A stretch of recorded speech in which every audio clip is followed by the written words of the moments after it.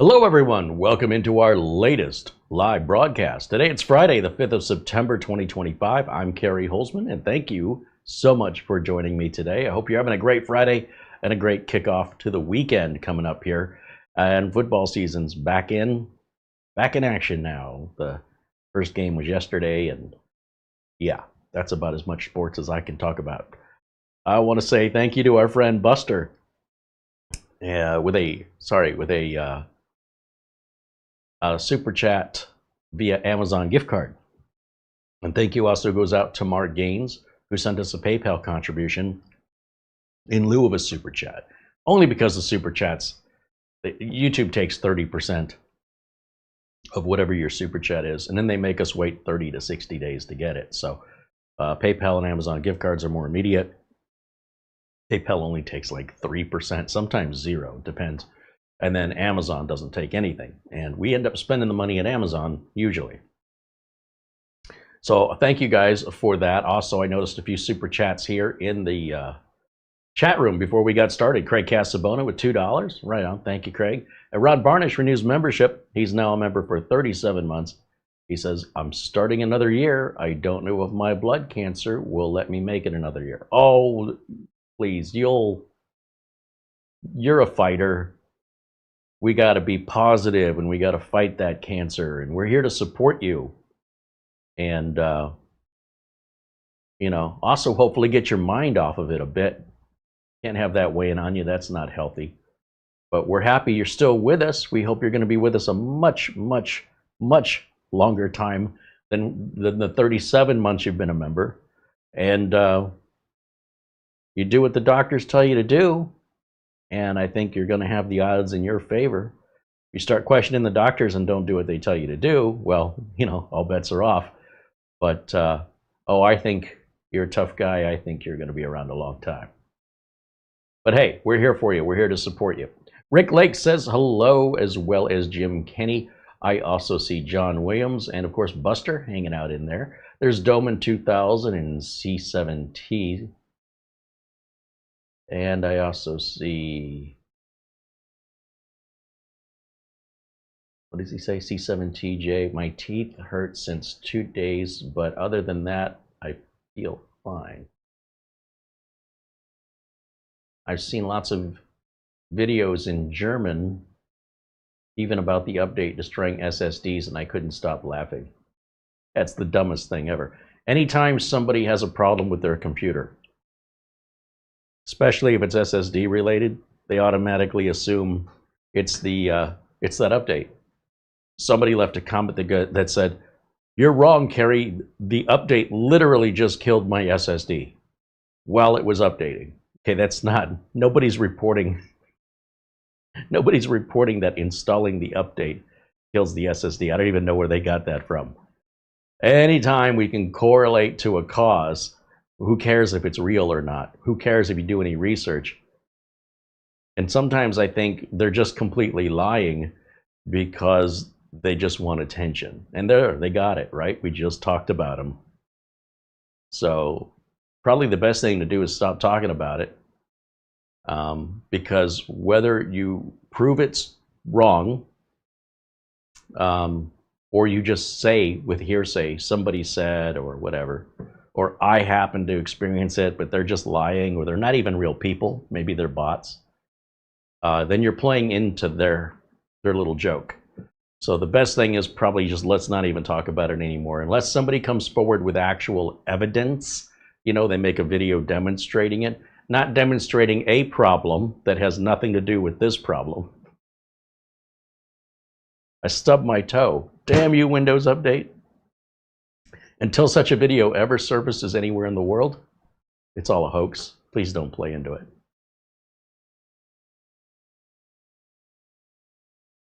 Dennis joins us in the chat. There's Drone Shot saying hello, along with Dazzle555 and Chris Johnson. Let me go up to the top here and say hello to our friends that joined us early. Mark Baggett and Rick Lakes and Mark Gaines and Eddie Casanova.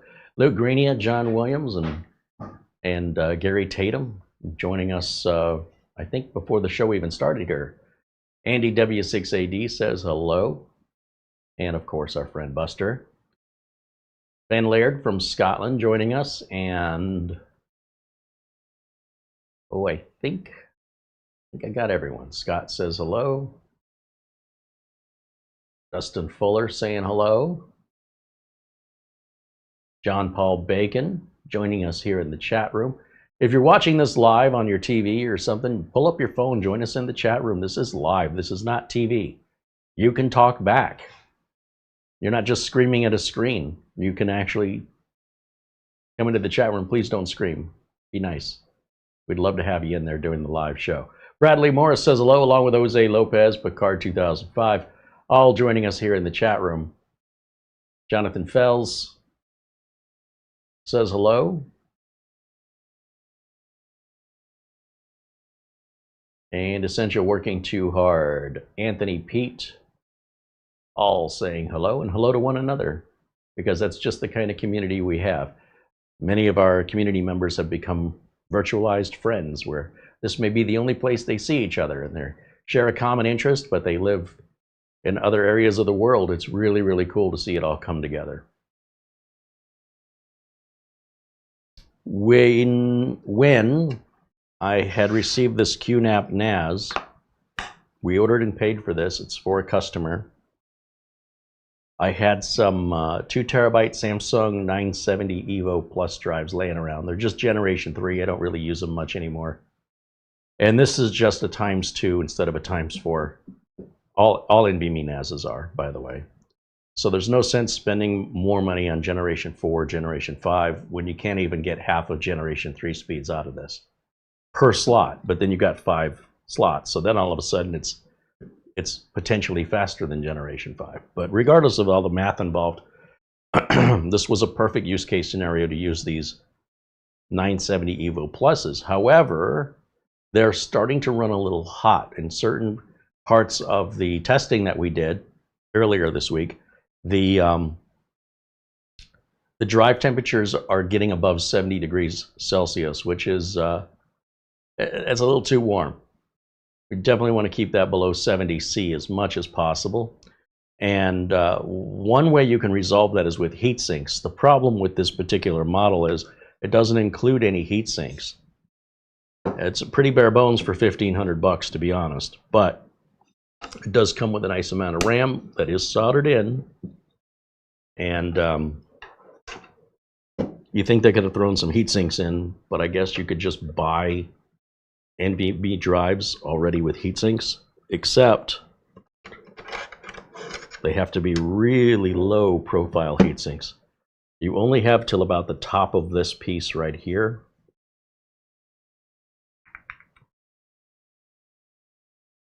Your heatsink can't be any taller than that. So we go to QNAP's website. Let me come back over here for a second. And we look to see if they sell heatsinks. And well, wouldn't you know, they do sell the heatsinks. And you get 5 of them for $10. Now you notice these don't look like the typical consumer heatsinks you find at Amazon and other places, primarily because consumers buy that crap, honestly. Businesses usually have a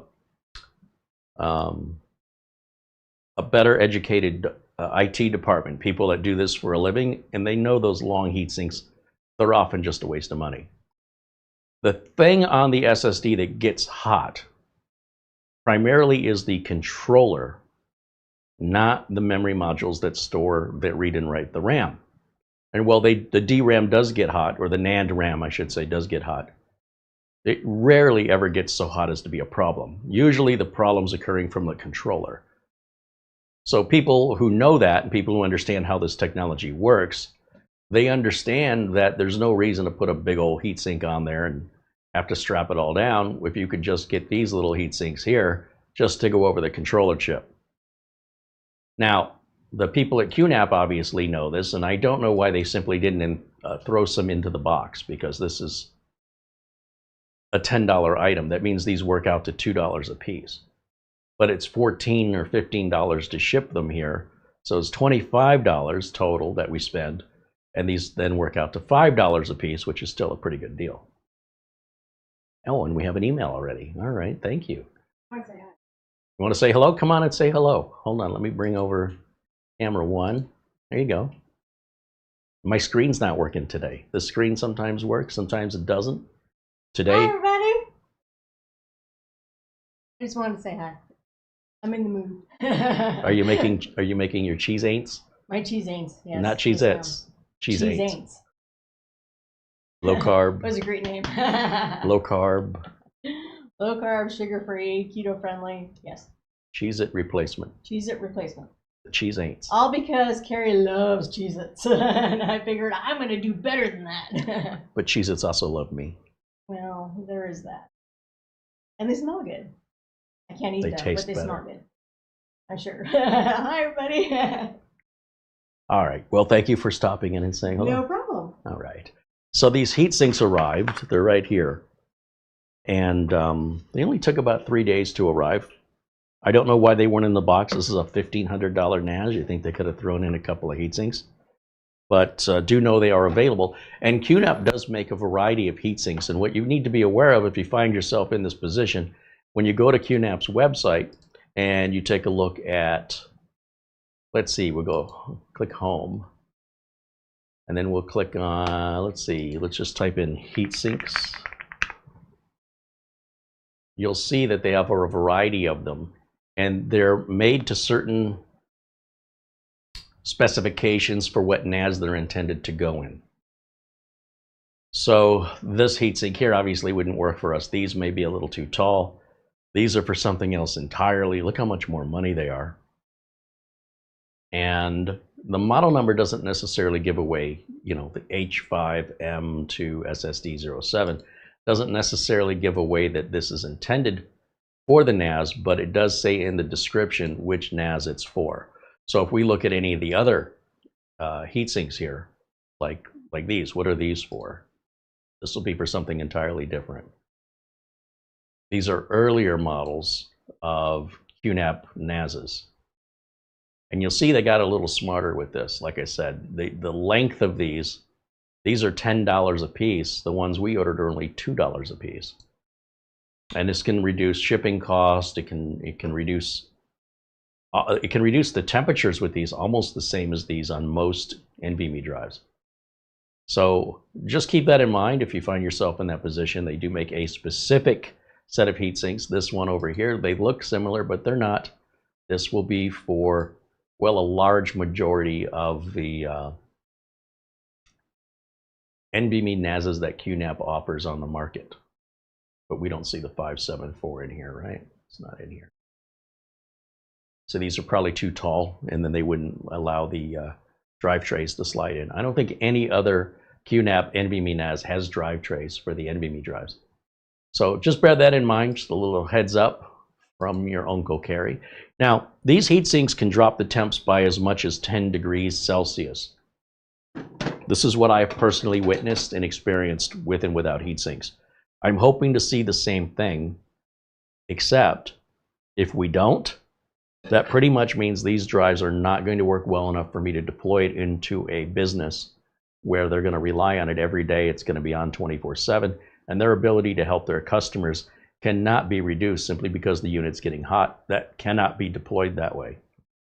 So if that's the case, if these don't work for us, the only solution is to use a different NVMe drive, and preferably one that already comes with a heatsink, but one that's not so tall that would prevent us from sliding this in. And that means we'll have to do more research, and I'm not even going to entertain the thought of that. And the reason is I'm confident these are going to work. And the only time I will think what if and start making plans for a contingency, the only time I'm going to waste my brain energy and do the research is if I have to. Because if this solves it, then all that's a waste of my time looking for solutions if this doesn't solve it. The difference between me and a lot of people that I talk to, especially online, is they want to talk and talk and talk. And while they're talking, I'm working. Actually do it. Get the real results. It doesn't matter what your theories are. It doesn't matter what your contingencies are. You have to take the first two steps before you can figure out, do you want to go right or left or continue on straight? You're just not going to know until you take the steps. And you could sit there and you can plan, well, if it goes that way, I'll go to the right. If it goes that way, I'll go straight forward. If it goes that way, I'm going to go to the left. And then in the meantime, you're not moving and you're not progressing and you're not getting anything done. That's critical in my line of work, only because I don't have employees to delegate things to. And if I did, and I'm paying them, they better be working. Let's see what these heat sinks look like in real life. Let's go back over here to camera 2.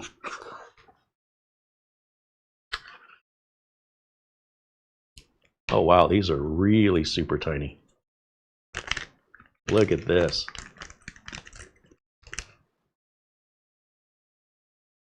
Look how tiny those are. Now honestly, this may be all we need. I am not surprised. There's nothing else in the box. That's all there is. And yeah, I mean, this is knowing what I know now about how effective even the most minor heatsink is on an NVMe drive. I was thinking in my head they were going to be just as wide, but you know what? They don't have to be. They just have to cover the controller. Now the controller on an NVMe drive, let me get my glasses here. Hold on. There's no instructions, by the way. You're just supposed to know what you're doing. The controller on an NVMe drive is always going to be by the connection, and it'll be on the front or it'll be on the back. Now these are real easy because they're single-sided. There is no chips here on the back. There does appear to be a little copper plate right here on the underside, but what we're focused on is, see if I can bring this up to the camera a little closer. Let me come around here. There's one chip on here that's different than all the others, and it's the one closest to the golden fingers. And behind where it says Samsung, you'll see the controller chip. It's silver, and it's just sticking out. And that's what we want to place the heatsink on. All these chips down here, these are your NAND memory. That's where your data is stored. And on some NVMe drives, you may have chips on the back. This one just seems to have a gold,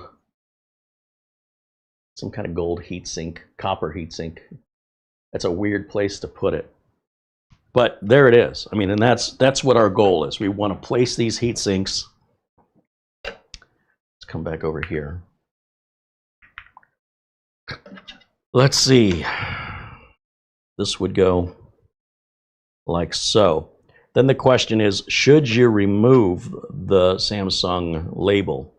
The problem with removing this label is this has all your serial number and identifiers. So if we were to peel this label off, we'd want to keep it, but we'd never quite know which drive it went back to. Now, it's not going to make a huge difference in your cooling. If we were to remove the label and say, well, the heck with the warranty, we don't need it anymore, we could do that. However, if we measure the temps sticking the heatsink over the label or without the label, it might make 1 degree Celsius of difference. And if we're that close to hitting a limit, then we're going to replace it anyway. So in theory, and I've never done this before, so I'm going to go with an intuition here. This is all just a pull tab. This isn't like clear tape or anything. This is just a pull tab, and that's going to expose this adhesive. And then I want to try and center this. It doesn't matter which orientation you put this on. I just want to center it right over that controller in the middle as much as possible. It's a little difficult for me to see.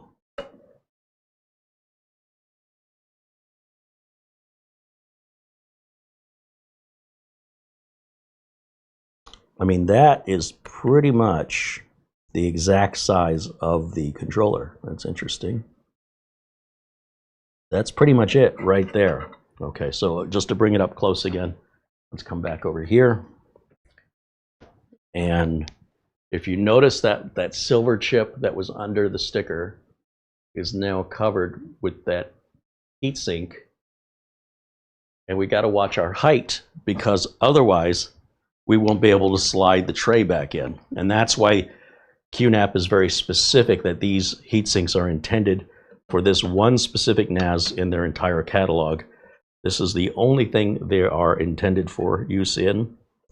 And so if we slide that back in, let me go back over to camera 2. Slide that back in there. Right? And then we should be able to pop that bad boy right back in, like so. Now we've got to do the other 4. Now this isn't going to hurt anything. If these little heat sinks aren't going to help enough, we know they're going to help a little bit. And I don't have to remove the drive out of the sled. I just wanted to show you.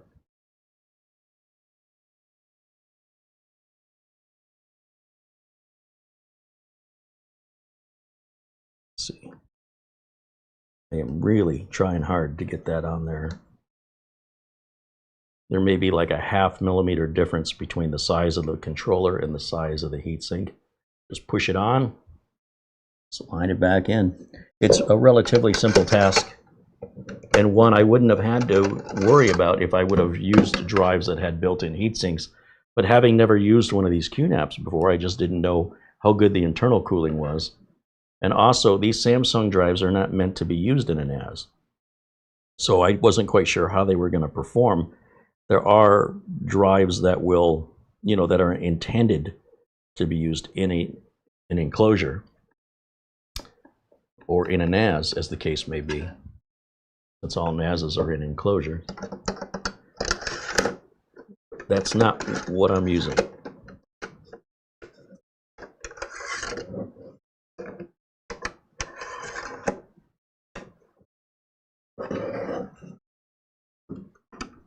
This one doesn't want to go back in for some reason. Oh, wow, that just came right off. Well, that'll keep it from going in. Hold on. Why did that happen? That's not good. Now, people will tell you should clean the surfaces and everything, but that is not sticking at all. It's got no... It's like there's no adhesive on it.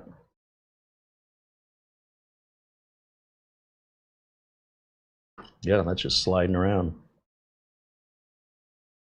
Try something here. We'll just hold it down. Press into it, hold it for a few seconds, see if we can get that adhesive to stick. Nope. Ain't gonna work. I'm gonna set that one aside. We're gonna move to the next one. I think there's still a cover on there, a film on it. So I'll double check that, but let's save that for last. Gotta love live videos where you get this kind of reality that gets edited out of most videos. What you're not seeing on most videos, well, I'm giving you a demonstration of how much stuff content creators will cut out. And I want you to think about that when you're watching a video, specifically a technical video with like a before and after or a build where it's edited. I can guarantee you they're hiding a lot of errors. They're keeping it from you. Let's see, it helps if I put that in the right direction. And then we'll close that. We'll open the next one. Do this one. So when I peel that off, there's supposed to be a film. Yeah, that has the film on it. When I hold it in the light just right, I can see the paper is like a wax paper, and then there's real glossy at one end of it. That's the film that exposes the adhesive. And we'll just put that bad boy on there. And there's no right or wrong way as far as what orientation, as I mentioned earlier, to put the heatsink on. Any direction's fine.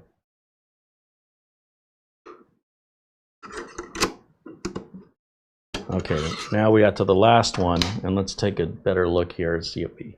Yeah, I can feel the adhesive is still on here. So probably on one of these papers, if we hold it just right, we'll see the adhesive never came off. And the question is, can I get it off there? So I think for this, I'm going to need my stronger glasses.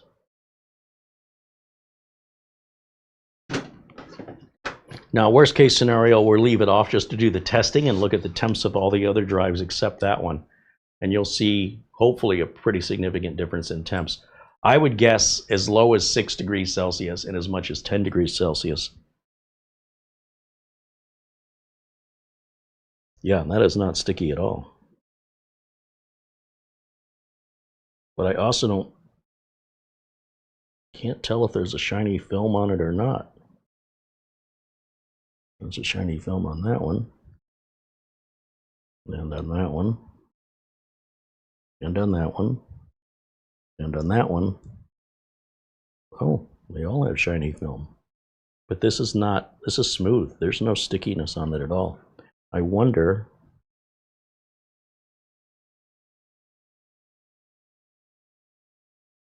Yeah, I don't know.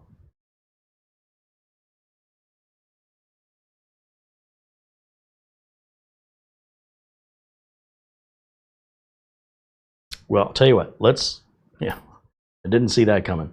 Let's go ahead and put it in and we'll just monitor the difference in temps between these 4 and this one. Just so you can see firsthand the difference in temps that these little tiny heat sinks can potentially make. They should make quite a difference. And for me, quite a difference means not being able to use these drives, being fine to use these drives. Like that's the big thing I'm looking for. So let's get it plugged in, turned on, and we'll check it out. Give it power. And I need Ethernet.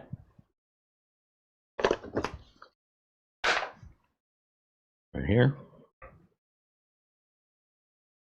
And we'll turn it on.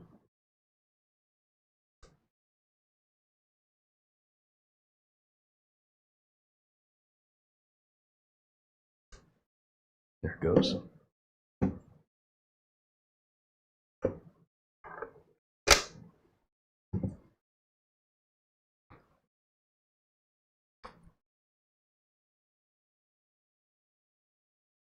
You know, if I got to spend another $25 to order 5 more of these, I could foresee having 4 spares laying around. I would probably use them in builds if they're effective. If they're not effective, it's all a waste of time anyway. So again, that's why I don't plan contingencies that far ahead. I got to wait and see what's not expected. You can sit there and plan for all the things you think of, and what's going to happen are all the things you didn't think of. So you're just spinning your wheels, fooling yourself. You don't know what you're going to have to deal with until you actually make the attempt. And the attempt in and of itself may be successful and no further work needs to be done. So sitting there and second guessing yourself constantly isn't getting things done. And it's only after you do it that you can actually measure the real results instead of the imagination results. So that's the way I work. That's my philosophy. Just sharing that with you. And this should, I think it beeps again when it's booted. Let me see if I can go to my QNAP app, the QFinder app, and see if we can find this on the network. It may be, I might be looking a little too soon. I just take a minute here to see. Yeah, it's not ready yet. I think we're going to wait for another beep. And then hopefully it'll be just the way we left it. And we can run some tests on it and monitor our drive temps.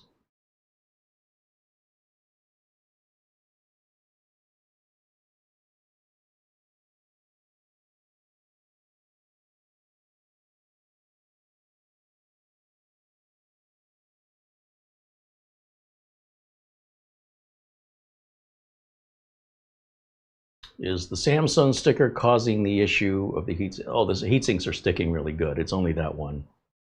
Like I say, it's barely even on my skin. It's nothing to do with the heat sink.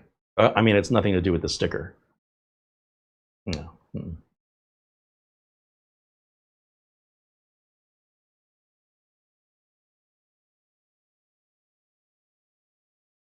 See, does the QNAP app find it? Okay, so I didn't hear another beep, but yes, our QNAP app finds the server. And then Well, saying it's not coming up. Hold on a minute. Go back to my QNAP app, double click it. Site can't be reached. Reload. Huh.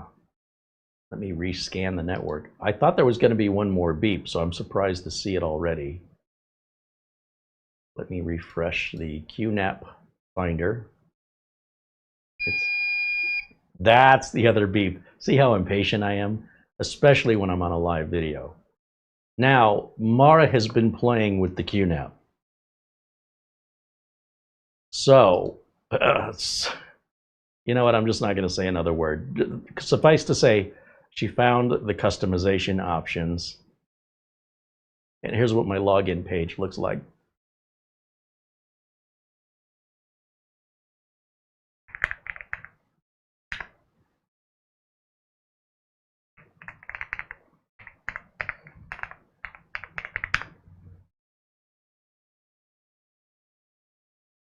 Okay, so we just turned it on. If we go to our storage,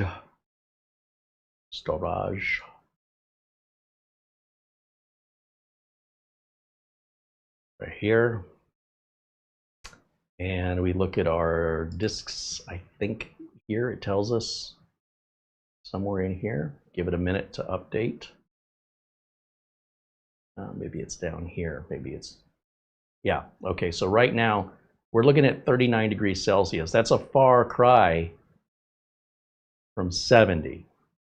Now this drive 5 is the one we don't have the heatsink on. Let's just click on drive 5. And it's running almost 10 degrees hotter, just idling. That's the difference those heatsinks can make. Those little teeny tiny heatsinks. Look at consistently everything we put a heatsink on is at 39. And the one we did not put a heatsink on, and the one beside it here at 47 on drive 4 and 47 on drive 5. Remember, the drives next to them can get hot. Also, we can just double check to make sure that heatsink's adhesive is working really well. So now the next thing would be, what would happen if we did a, I don't know, something that would create a lot of heat on the drive. So probably, let's see, storage.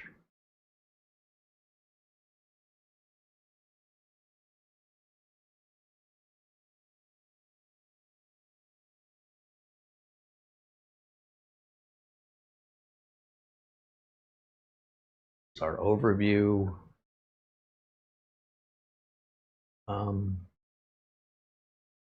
Does this say there are updates in the App Center? All right, let's update. Why not?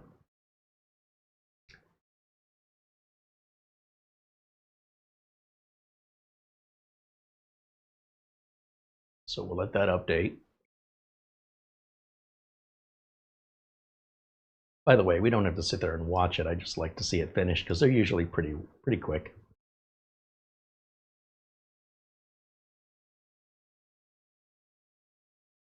Got to check the email? Gotta check the email. Thank you for the reminder. My cheese aints are delicious. Cheese aints are delicious. I was expecting to hear you cackle as I was showing the customized wallpaper you did on my login. Oh yeah, I love that. I'm so glad you left it. I am looking for the option to scan this drive. Let's see. Edit permissions, set threshold. No, I don't want to do it. Optimize read acceleration. No, there should be a way. I'm just not familiar with the QNAP. Do a scan for bad blocks. That ought to heat it up pretty good. We can check our missing items. Scanning bad. So we're on drive 5 apparently, and it's only scanning for bad blocks on this one drive. But we'll probably see that temperature climb. And I do want to check drive 4. Now I guess you're not supposed to take these drives out while the unit is on, even though we did that when we reviewed this without a problem. They don't recommend it. They say it can cause corruption, that NVMe drives are not meant to be hot swappable, but it worked fine. So, you know, there's what they say is good practice, but not necessarily guaranteed to cause damage. Unless you follow their process, then you're guaranteed not to cause damage. That doesn't mean damage isn't going to be, you know, already there, but you could potentially make it worse if you don't shut the machine off before swapping drives, which doesn't make sense to me. Why are the trays so easily removable, and why do they not just have a mechanism that locks them if they're not to be removed when the unit's on? It seems like we have the technology to do that. So we're going to let that run. We're keeping an eye on these temps. We're doing the bad data, or the bad block scan. Temp is pretty much sitting at 46. And we're going to come back to this here in a minute, but let me jump back over to camera 1. And then let me get into the chat room. Where's my chat room? Here we are. Eugene Eldago says hello, joining us in the chat.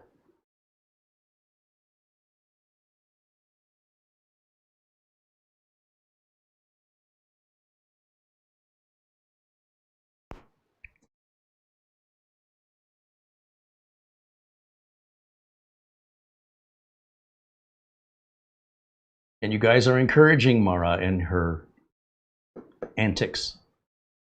Obviously, I would not deliver it to the customer that way.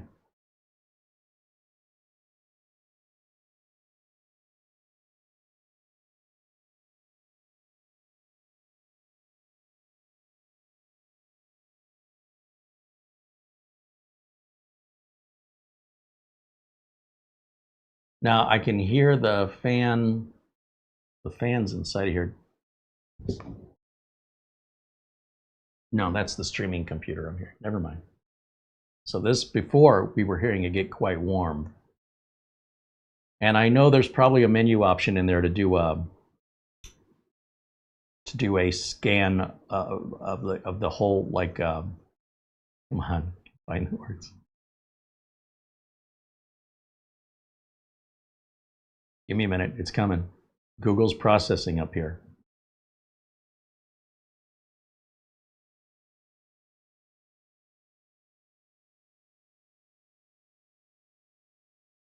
Scrubbing, RAID scrubbing. There's an equivalent to that on ZFS. I just don't know what they call it. All right, I don't see any questions here in the chat, but let's go back here to go capture. Oh, that's probably not what I wanted. Hold on. I guess I better pick the right tab. Then I can capture it. Here we go. So far, temp's pretty steady at 46. I am curious why the temps are so hot on drive 4. They're significantly warmer on drive 4 than drive 3, 2, and 1. And I can't help but wonder if maybe that heatsink is also not sticking. So 54, it's, you know, it's getting a little warmer, but we're still a far cry from 70. You'll notice it's cool at the end, and as it goes towards the opposite end is where it's getting warmer.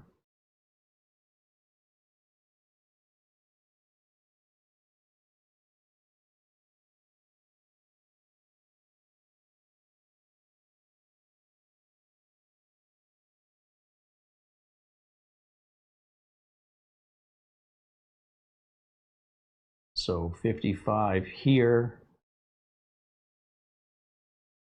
52, not a big difference between them right now. We'd have to run this through some sort of a task here that will keep it busy. We don't want external snapshot, no. CFS pool profiling tool. No, I don't want that.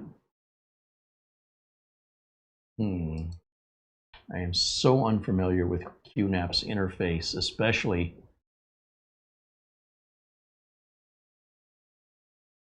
the ZFS file system, because usually on the other QNAPs I'm using BTRFS. So a bit of a learning curve here for me. But there should be a, it's not CAS acceleration, it's not remote, it's not topology, it's not data protection. Where is the pool? Where's the volume in the pool? Maybe it's under the control panel. System privilege, no. Applications, no. Shared folders, no. Oh, I know it's in there somewhere. So these update notifications, this is started, close that out. I would think it was here, and I'm just not finding it.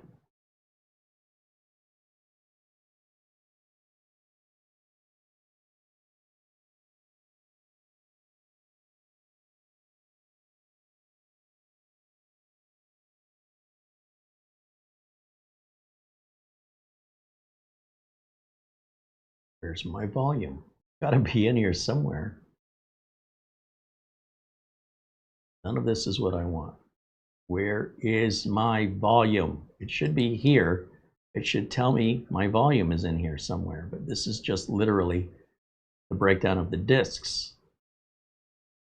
Is it the overview?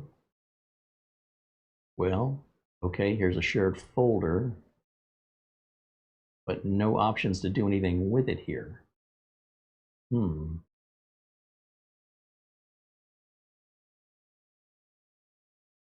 Pool scrubbing, that's what I've been looking for. Okay, but that's for setting the schedule. Can I set it to go now? Frequency. Weekly's awfully aggressive, maybe monthly. How do I run it right this minute? Pool scrubbing schedule. And I want pool scrubbing manually.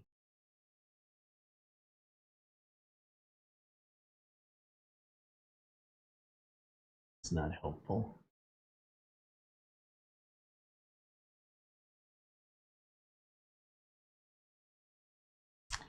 Well, at times like this, I'll just open up Copilot. How to manually run disk scrub QNAP. What was this called?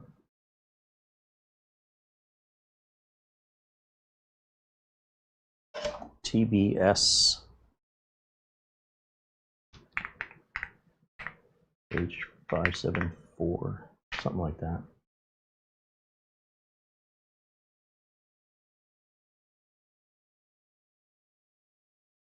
Navigate to the storage pool or RAID group that you want to scrub. Select storage pool or RAID group. Storage pool or RAID group. Okay, where's the storage pool? That's the share. Don't see the pool. Is it this? No.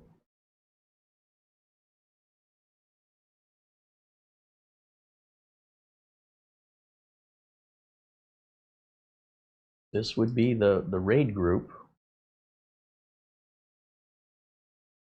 Copilot says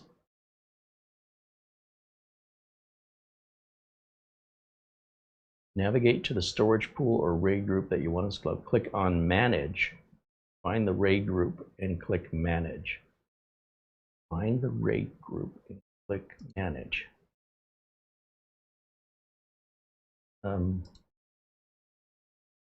Find the RAID group. See a Manage button here. Nothing here.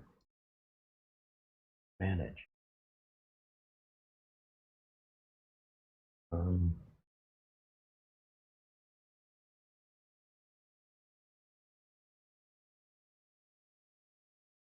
Nothing.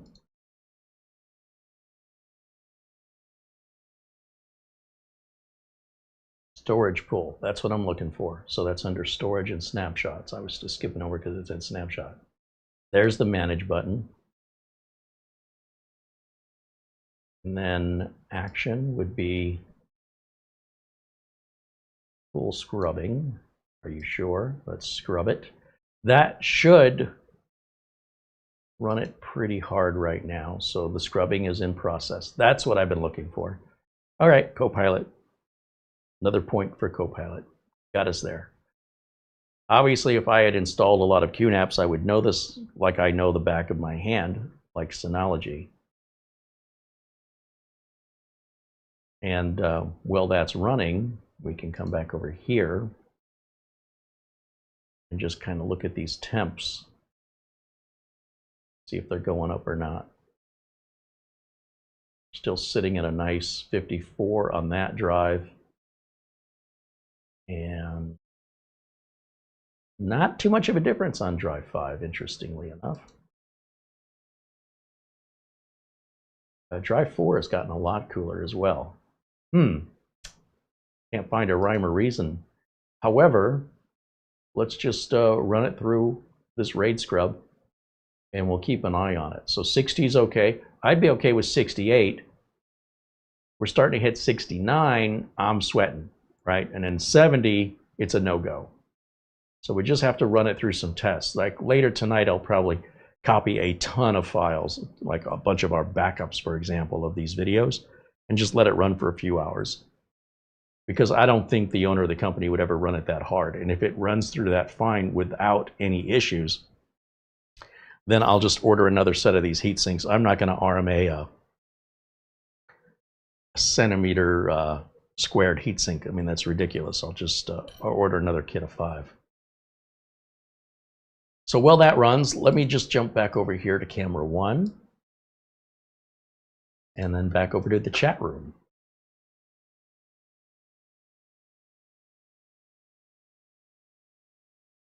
I'm having a hard time determining if I'm hearing the streamer fans or these fans. I think I'm just hearing the streamer for some reason. It's cranking up.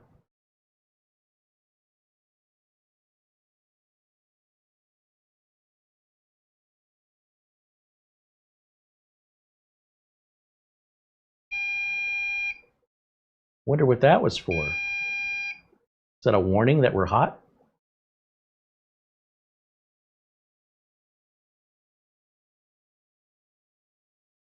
What is that? Let's jump back over here and take a look. We got some notifications.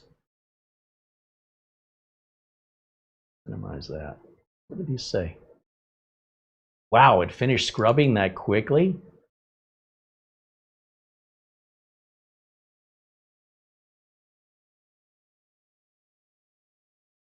How do I clear those?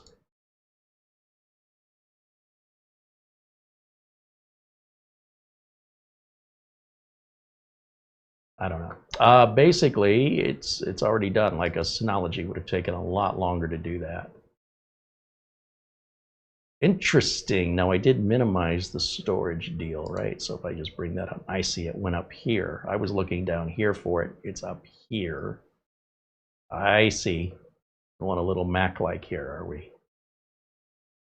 Running background tasks, but still scanning for bad blocks on drive 5. And temperature-wise, we're still good. Still 59. And again, I'm only looking at temps individually. I can't see them all at the same time. Or if I can, I don't know how to bring that up. It would be nice if it would be in this list. Can I add temperature? No, I cannot. Okay, whatever. We'll let it run. Back over to the chat room it is. Click on that. Click on this. Was it a heat warning? No, that was the alert for the scrubbing being done.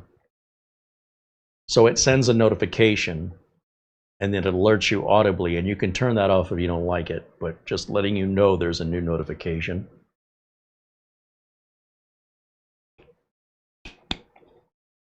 Does QNAP have a built-in stress test? Not that I'm aware of. Dennis wants to know if there's a fan curve you can adjust if you have to. I do believe there is, but I would not adjust it, nor would I recommend anybody adjust it. And the reason for that is it's been set by the factory for the perfect balance of too quiet versus too loud. If the fans are running at full speed and it's still overheating, it wouldn't matter what your fan curve is. I mean, unless you just set the fans to run on high all the time so the drives potentially don't get as hot. It's likely if the drives are getting hot, all the fans are going to do is procrastinate the inevitable, which is they're still going to get hotter more than the fans can cool it.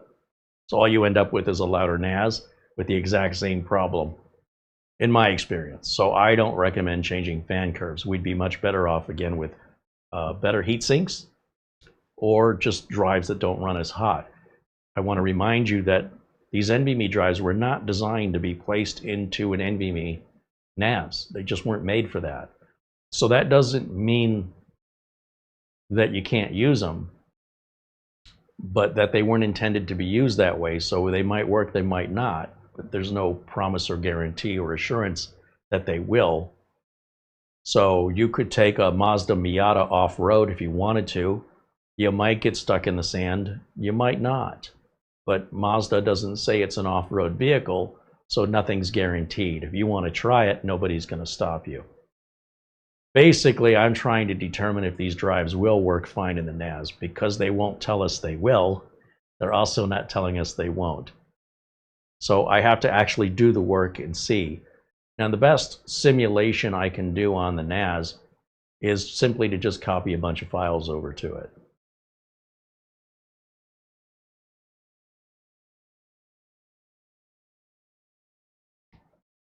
Now I'm hearing it ramp up a bit.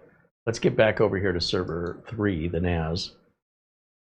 Let's see what our temps are.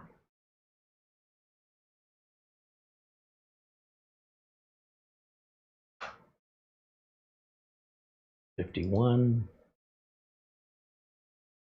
$51, $51. All this looks fantastic. $41. Wow. That drive 4 is all over the map. It's running hot, it's running cooler. I don't know what's going on with that. 49. So everybody's pretty much in line except this drive 4, which is weird. Not quite sure why that is. And again, I don't know why this keeps coming up. Finished scrubbing pool 1. Total notices 3. How do I clear the notice board? Just close it, I guess. You will not see these notices when you sign in. Good. Are they still there? No. Okay, that's what I want. And this is still doing what? Bad blocks, checking for bad blocks. So that's 3/4 of the way done. We'll let that finish. Let me come back over to our chat room. And then let me check the emails.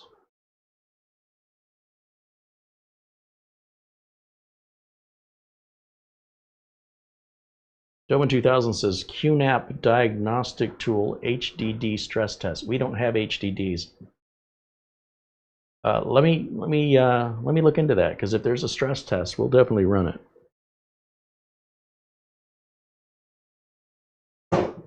Oh, our friend Charlie Purdy with a $10 super chat gift card. Thank you, Charlie.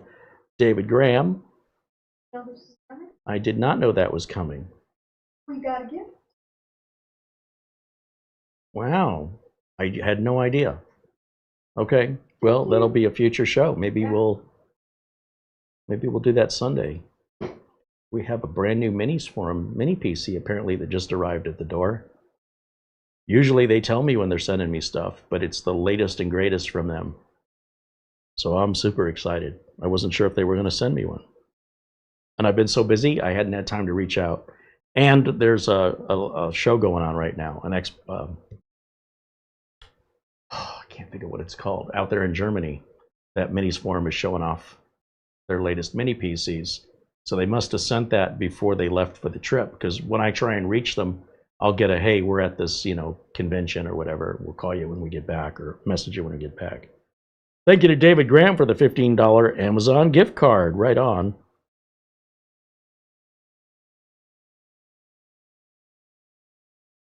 David Graham says he wants a Windows 11 key.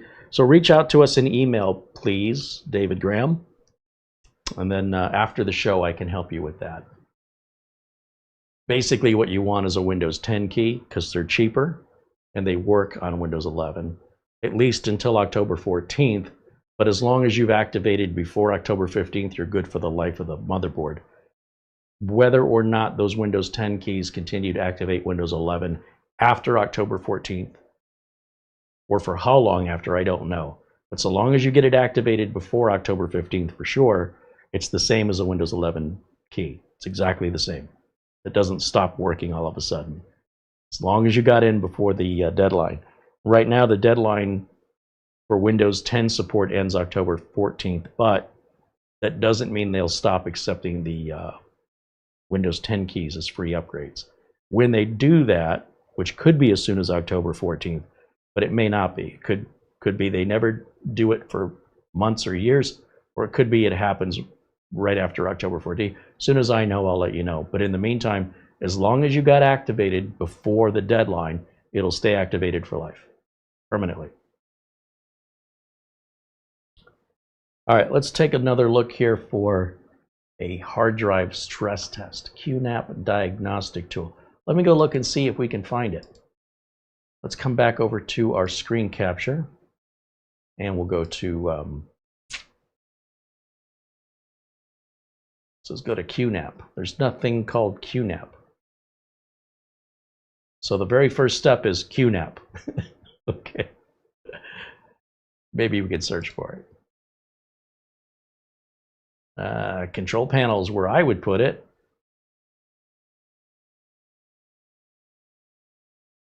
And then what did he say it was under?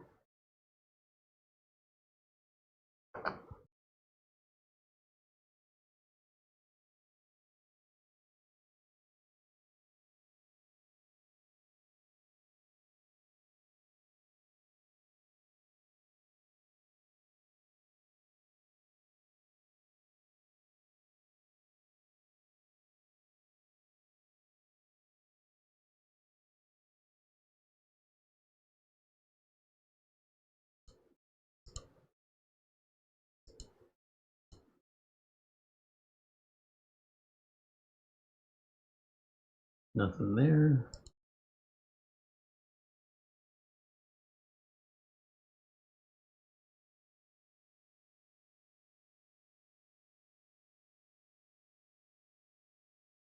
Nothing here.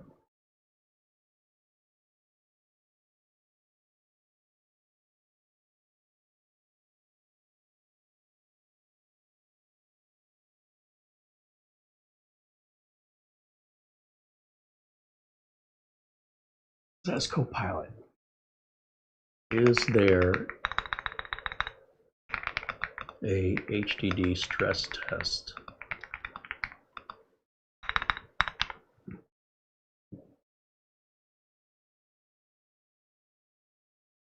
Open the help desk and navigate to diagnostic tool.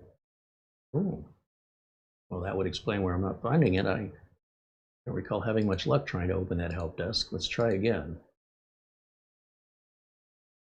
And there we go, the bad block thing, it just completed.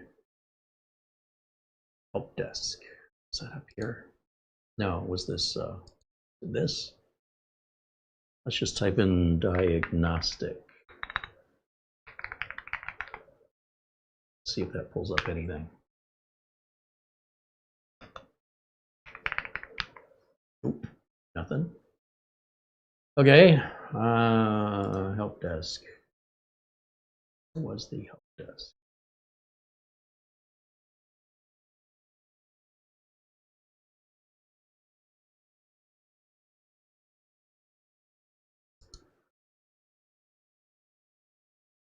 Here. All right.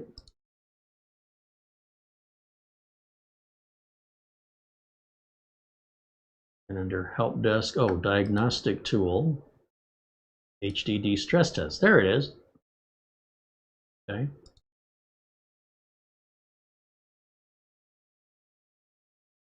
It'll continue running until you stop it.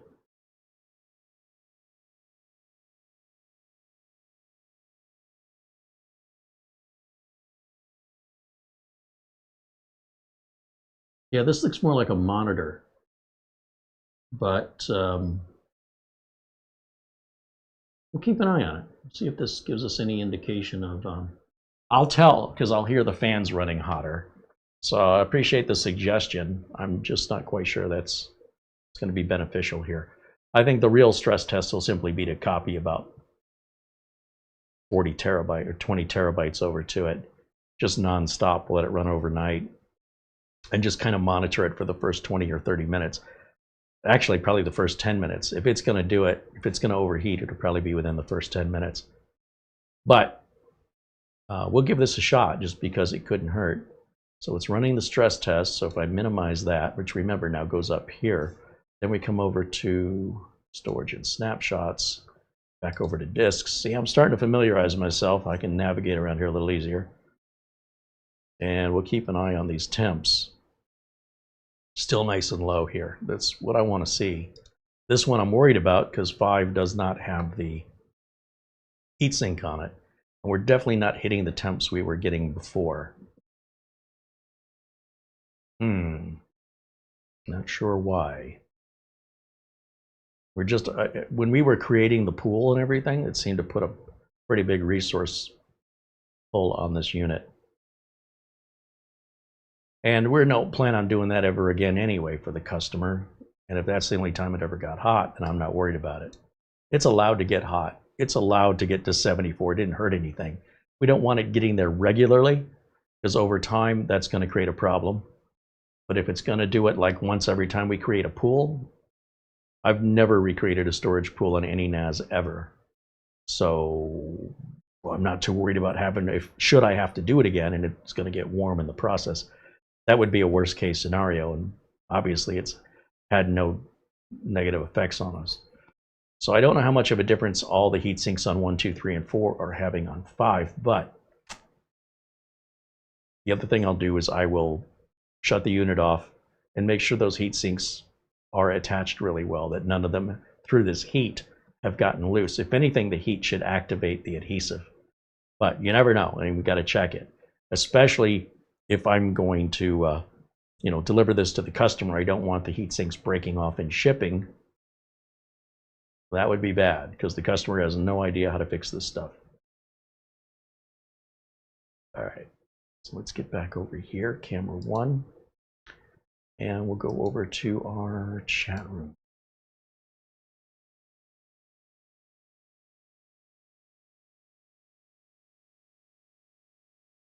Hey, Matt Zoloff joins us, says hello.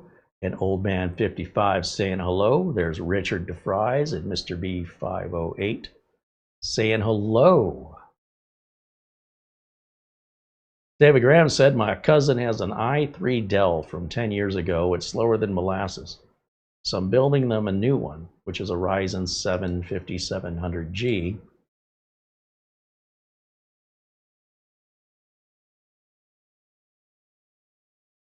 I only spent $500 for the entire thing. All right, cool. Very cool.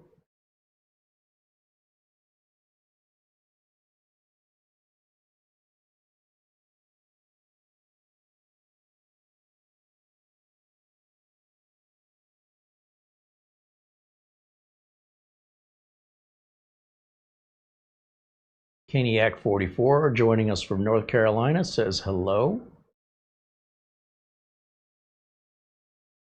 Andy wants to know, does the QNAP have flexible RAID like the Synology SHR or TerraMaster T-RAID? It does not appear to have, because it's ZFS. One of the limitations, and my understanding with ZFS, is you don't have, from what I can gather, that ability to change RAID modes. I do believe you can expand the RAID with ZFS. But, and I only say that because as we were just looking at the screen just a few minutes ago, there is that option. If I come back here, I just happened to notice it. But it was my understanding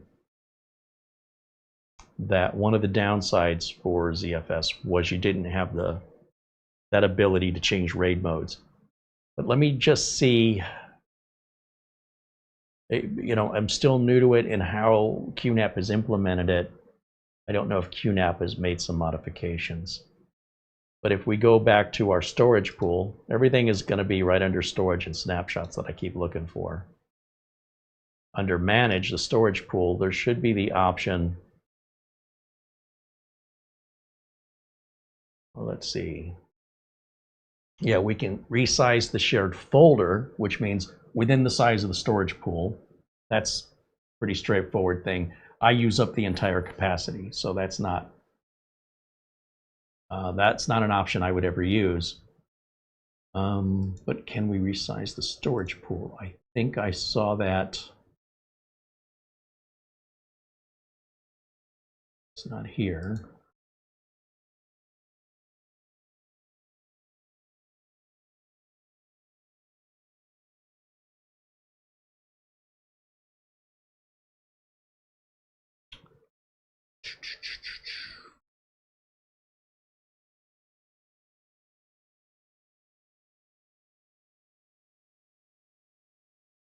Where did I see that?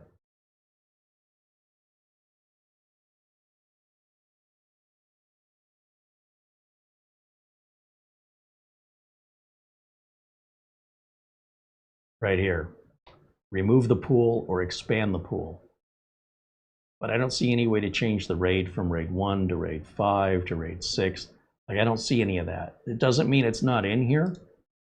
It's just, the ZFS is really designed, at least it's my understanding, for bigger sets of data. Like if you're having 100 terabytes or more of storage, ZFS will be far more efficient for you. That's really the main thing, as I understand it. When it comes to BTRFS, I think BTRFS is preferred for 100 terabytes or less. But it depends on each individual's preferences. I don't think there's a right way or a wrong way. Somebody who really loves ZFS will say it can do everything BTRFS does, and anybody that loves BTRFS could argue that it does everything ZFS does. And so there's a Ford and Chevy argument here, at least until we reach a point where BTRFS becomes more obviously a deficit. But at this point, it really seems more geared towards enterprise, large corporations, and enthusiasts. People that are really technical and like complexity will probably like ZFS better. That's my understanding of it. My understanding may be wrong, but I can tell you with BTRFS, I could be flying through this a lot faster because that's where all my experience, years and years of experience with BTRFS. And this is my very first experience with ZFS. Now, is it the first of many more to come, or will I be reverting back to BTRFS? BTRFS is not an option on this NAS, and I did not know that when I ordered it. Because if I had a choice, my preference is to stick with what I know, and I've never had any issues, never, not once. So why would I get rid of it and replace it with something I'm unfamiliar with that might turn out to be worse? You could say, well, it could be better, but how could it be better if I'm not having any issues with what I had? How are you better than that? So it's different, and that's causing me to have to, stumble around a bit, and I'm less efficient, and I can't get things done as quickly, and that's the cost of learning. That's why my videos take so long, because we're learning, we're going through the process. Once I've learned it, I'd like to take advantage of my experience in education and not just dismiss it, abandon it, and move on to the next thing where I'm never fully utilizing what I've learned. But when and if a time comes where ZFS becomes a new standard, I won't have a choice. But I won't be the first to jump in line and try it because I've got client data that's at risk. And I need to be able to address any issues should they occur. I'm held accountable for that. And if the business goes down until I fix it, and it takes me forever to fix it because I'm not familiar with it, the customer doesn't care about stuff like this. All they care about is keep us up and running, keep us safe and secure. That's it. They don't care if I'm using a pencil on a piece of paper, right? They don't care. That's what they pay me. They pay me so they don't have to care. They pay me because they trust me. So for all those reasons, I would stick with what I know.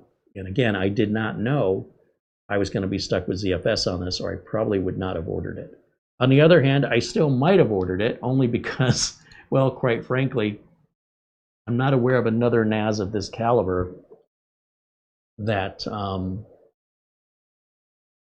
that's on the market right now. That's turnkey solution. We know the Minis Forum N5 and the Orico HS500 Pro have excellent hardware, but their software's got a long way to go. Now, maybe in another year, hopefully, it could be vying for a position here for my clients to be deployed in a business, but not today. So what's available today at this level? As far as I can tell, this stands alone. Now, I have other NAS units that would probably work for this client, but I'm not certain. I'm not even certain this one's going to satisfy them, to be honest. And so if I experiment with the client, if I go, well, here, let's try the ASUS Store NAS, or let's try just a modern, that TerraMaster rack, let's put that in. We have to copy all the data. They have to run their tests. They're saying, look, Carey, we don't want to solve the problem today. We want to solve the problem into the indefinite future. So if what you have is a TerraMaster and you're thinking of saving us money, don't. If you're saying you don't know for sure that this can solve the problem and we might be doing all this for nothing, don't do it. Please don't do that. We want you to give us the best solution you can deploy today, because if that won't solve our problem, we have to go to an actual server. So we're going to give you one shot at this. You get one chance to make this right. Now, I think this is 8 times more than what they need. I think the TerraMaster is probably going to work fine and we can go back to mechanical drives. But if I'm wrong, I just blew my chance. And now the customer's just going to go get a server. And at that point, I don't work on servers, I don't sell servers.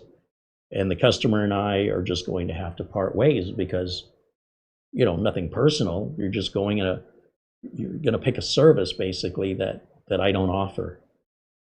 I don't fix refrigerators. I'm not changing the oil in your car. And I don't work on servers. Pretty straightforward. Nothing personal. You'll just have to find somebody else to sell you that server and maintain that server. They don't want that, and I don't want that. They also don't want the problem they're having now, which is these delays. And instinctively, what I want to do is I just want to put the TerraMaster in there just to see. They absolutely don't want that. So I got to work within these boundaries. As a hobbyist, you're sitting at home and you're playing. You can do whatever you want. You got all day. But I have to fit within the boundaries of both. In this case, there's really not a budget. But in most cases, there's a budget. There's a timeline. And there's an expected result, noticeable, measurable result, where the client can go, yes, this has made a noticeable difference. If I can't meet all 3 of those criteria on a regular basis, I better find a new line of work.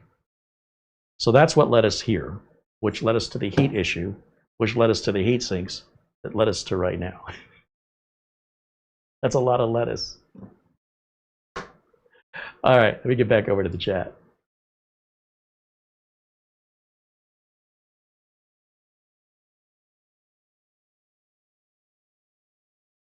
While we're waiting, one of the things that drives me crazy is the screen. This Thermaltake screen sucks.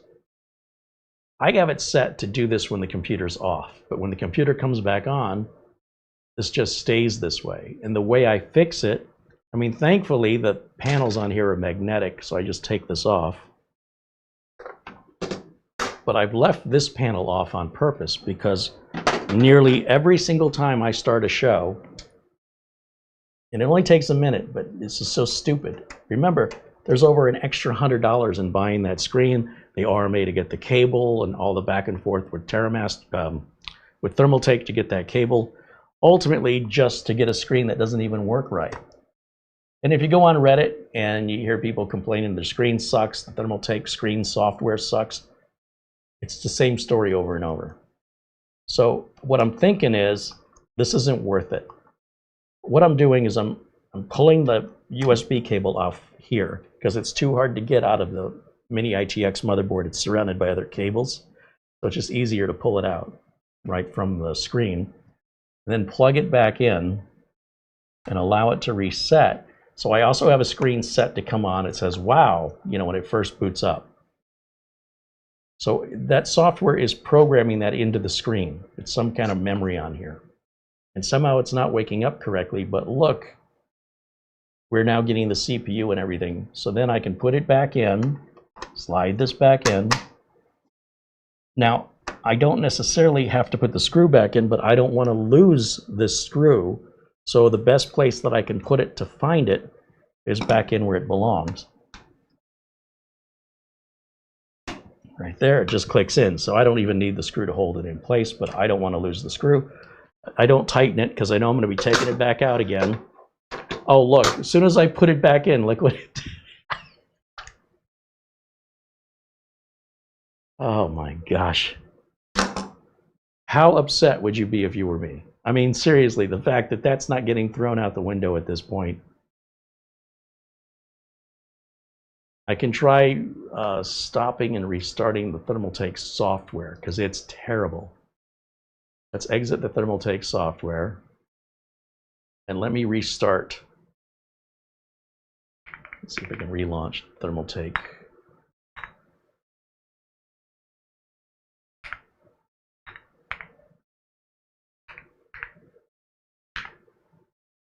Now it's opening up a web browser. Thermaltake.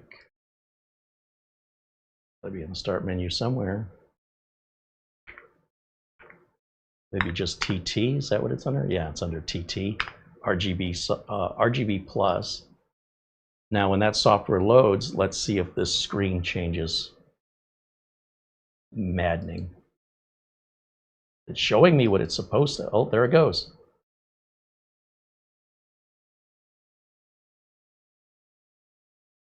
Now maybe Signal RGB would fix this, by the way, but I don't want to pay additional for, it's just a nightmare. So stupid. I'm about ready to take this computer down and replace it again. And the reason is, if I get rid of the screen, we still have the piece that goes in here that'll cover it. It's just green. It's nothing to look at. I might as well stick it on the floor, right? It's not a showpiece anymore. So I have an Intel NUC that's got a dragon on the front of it. That'd be kind of, is it a dragon? Or is it a skull? Maybe it's a skull. Anyway, it's got a nice RGB thing in the front that's more of a showpiece. Otherwise, I might as well get rid of the screen, put the little blank back in there, chalk it up as a financial loss, lesson learned, never buy Thermaltake again. Still a great set of hardware in here. Very powerful computer. It's in a crappy case with a crappy screen. And the finances behind this are such, this is the third case we put these parts in. I'm not going to a fourth case. I'm done. Like, I'm so fed up with it. I wouldn't sell that to a customer. No way.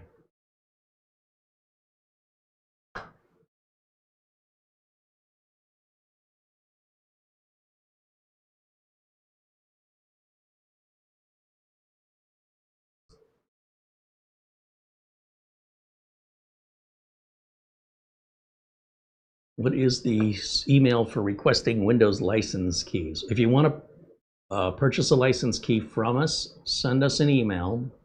Essentially, we're going to reach out to our friends over at SCD Keys that are, I don't know what's going on over there, but we can still reach out to them privately and still get the keys at the same price. It's like $17 for a Windows 10 Pro key. And if you email us, it's got to be after the show. I can't be here doing this and also answering your email. And if you want to reach out to us in email, I'll respond back after the show. But essentially, if it's a Windows 11 key, I recommend a Windows 10 key. It's a couple dollars cheaper. We'd have you just PayPal us. Once we get your PayPal, we'll send you the key almost immediately. So then if you have any problems with the key, just reach out to us.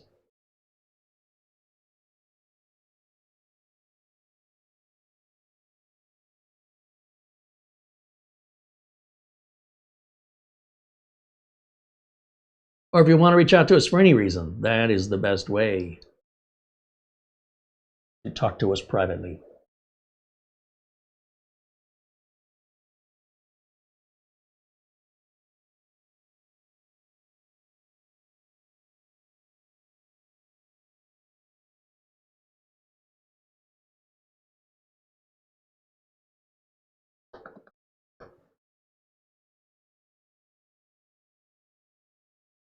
Man says, put in a Raspberry Pi with a screen. Yeah, let's make it more complicated. Sometimes I wonder if everybody's hearing all the words I say. I'm a fan of simple. I'm a fan of clean and simple, inexpensive, practical, pragmatic. And we do tend to sometimes get viewers who are the opposite of that. And you think if you're new here, okay, you don't know me. But if you've been watching for a while, you should know me well enough by now to know I'm going to keep things as simple as possible. My goal has always been to take the technical side of things, remove all of the unnecessary, what I think is unnecessary complexity, and simplify it down to ease installation and understanding to ordinary customers who buy the stuff. But there are these groups of people who really enjoy complexity. They just enjoy it. I don't enjoy it. What I enjoy is to decipher the complexity and explain to customers how some of the complexity is just there because they can do it. That's just the way some people are. They just want to say, look how complex I can make this. And then the other person says, I can make it more complex. And then what I do is I translate to a customer going, all this is just geek flexing, and we don't need any of that. Don't even mind any of that stuff. That doesn't apply to us. What applies to us is the crux of it, the main meat of it. And when you get down to it, a lot of that's very easy to explain and deploy and maintain. And that helps my customers have a better understanding or gist of our solutions that we offer, along with keeps their maintenance down, right? Because there's not so many little things to go wrong. There's not so many little bits of minutia. We just wipe it clean from all the unnecessary. We only keep what's absolutely necessary. That keeps it simple. That keeps it optimized and efficient. And it keeps support really easy. It keeps the systems up really, really well. And I've been doing this for a long time. I've gone into corporations where their IT department is just over the top. And I've got to talk to managers and go, look, this is just dumb. They're just doing things because they can. It's like showing off. There's no practical or pragmatic reason for some of the details that they're deploying that are causing a significant amount of support issues. So let's just turn those off, and we lose the support problems when we do that. So I wouldn't want another item in there like a Raspberry Pi that has a whole nother thing and then it has to be configured and wired up. And no. No, you guys can do that at home. Have fun.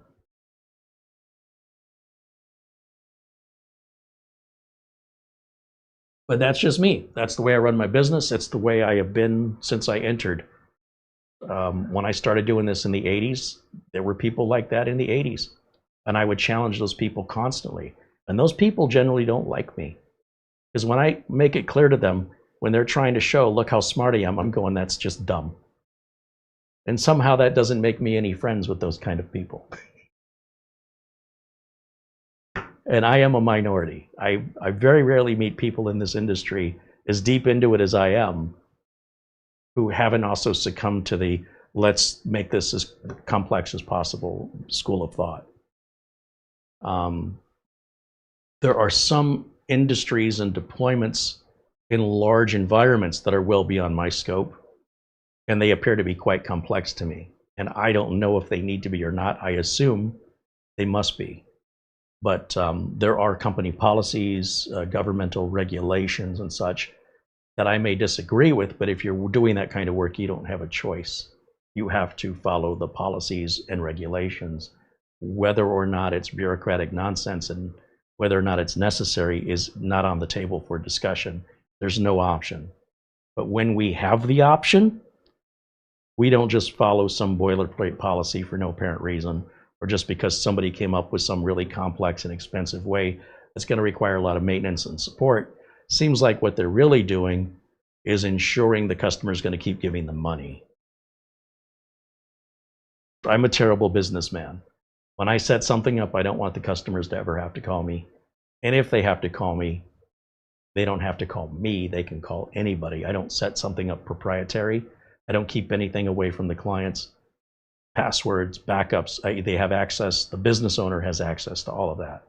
If anything happens to me or they decide they want to go somewhere else, I'm not a gym membership that's hard to cancel. I want them to come back to the gym because they want to come back to the gym, not because they have to. And that's my philosophy and how I run my business.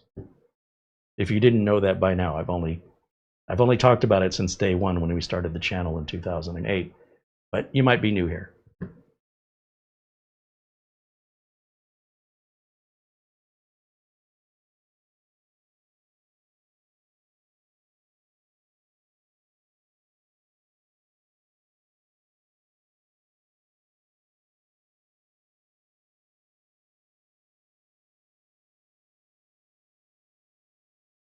Graham says, what is the address for the Amazon gift card?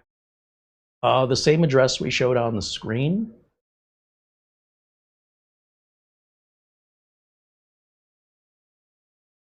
I think we have a link in the video description to click for the Amazon gift card. Is that in the video description? Mara normally puts it in there, and so I don't check. I just trust her to put it in there. Yeah, it's in the video description. There's a direct Amazon link and the email. It's all in the show description along with all the parts, just like every video we've ever made. So we appreciate you asking, but just so you know for future reference, it's always in our video description. The only time we're very cautious about video descriptions is our members only videos. I try to leave those as blank as possible. And of course, we don't do intros or outros on those videos. There's no ads or anything like that on the members only videos that are every Monday at 1 o'clock. That would be the only exception. Otherwise, it should be in every video description. And if you're wondering, you know, what we've got on the bench, that should also be in the video description of each video we make. Okay.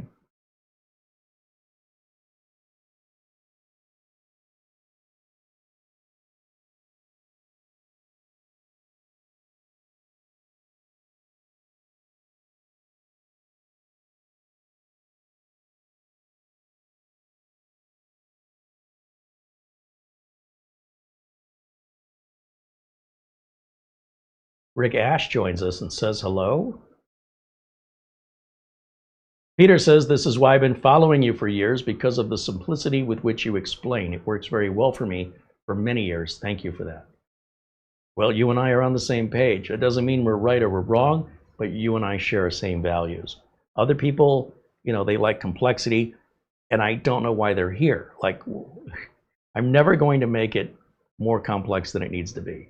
And I will show you alternatives to the complexity that many people never consider because they overthink, and it just doesn't feel natural to them that all you had to do was, you know, like for example, somebody says, after a video driver update on my two screens, what used to be on my left screen is now on my right screen. This is opposite for you, but right, this would be my right and my left based on your position.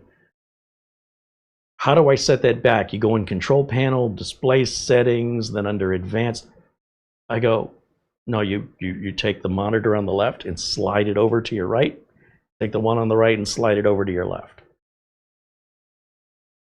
there anything else I can help you with? But what if I don't want to move the monitors? Unplug the cable on the back of the left monitor, plug it into the right monitor, take the cable out of the right monitor, plug it into the left monitor. But isn't there a way you can go in? Yes, and it'll just keep redoing this every single time you get a video driver until you put those monitors in the default positions. We're going to keep having this phone call.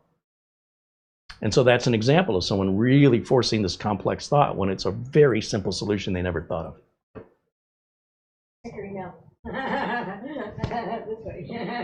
That's what you need to do with your monitors. That's right. This is the sign language.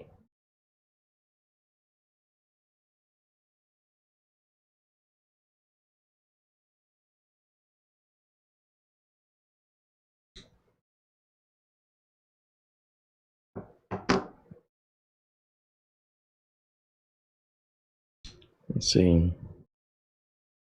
Emails. Checking emails.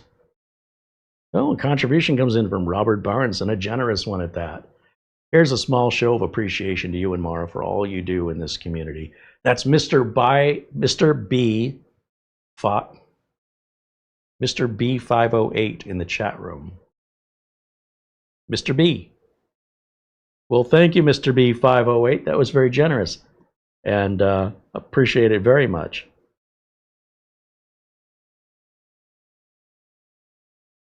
Doman 2000, don't forget about the stress test. Well, that stress test just runs and runs and runs, right?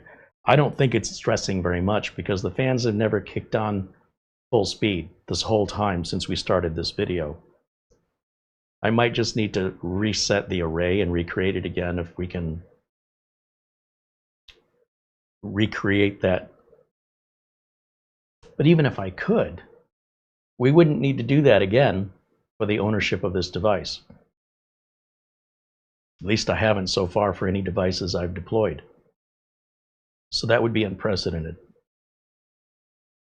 No, I think the answer is going to be to copy over the drive,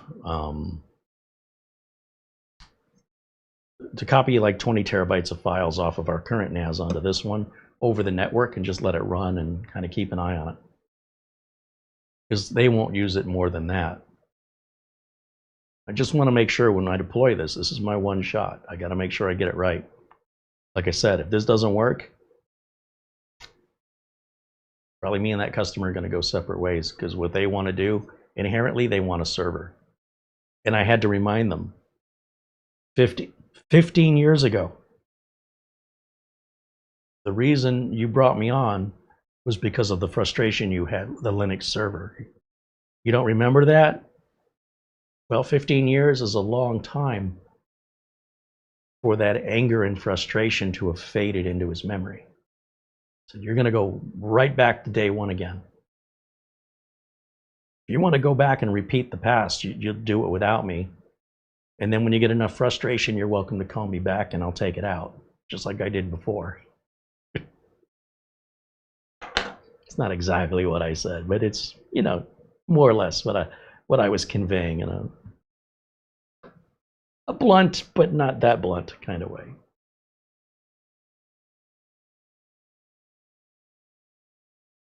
So yeah, if you want to check the stress test, I don't think it's doing much because, again, without hearing the fans ramping up, and as far as like reading and writing cycles, there's no such thing as a read cycle limitation on an SSD. And the write cycle limitation on these is about 70 to 100 years of use.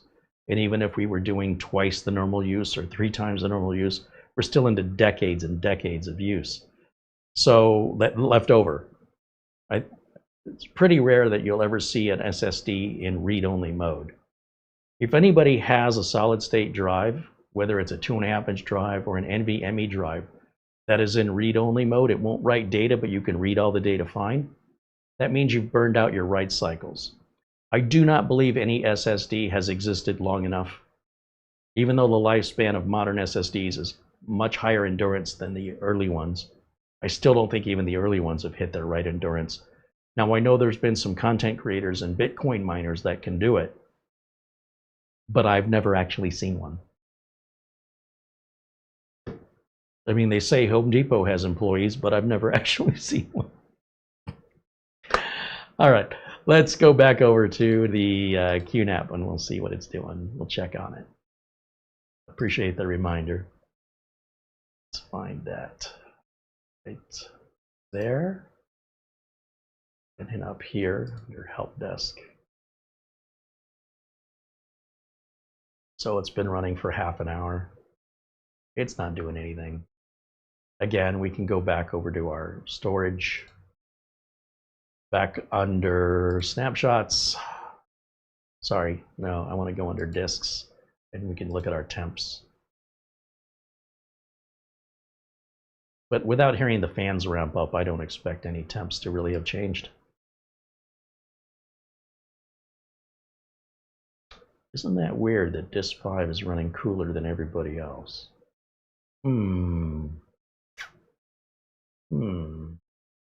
Okay. Come up here. What does that say? And this one, oh, okay. That was the bad block test.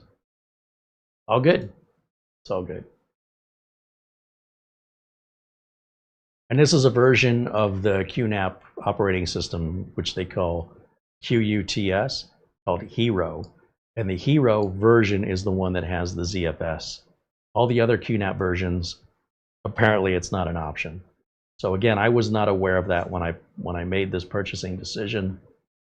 Not that it's bad. I'm not saying anything's bad about ZFS. It's just that I'm not familiar with it. So it's a little bit, it's taking me longer to familiarize myself, not only with the different QNAP menuing system and options, but also with the different ZFS options as well. Okay, so with that, let's get back over here to camera 1. And I'll invite your questions, because otherwise I think that's all we have for today. Florin Grulia says hello from Romania. Welcome in, Florin.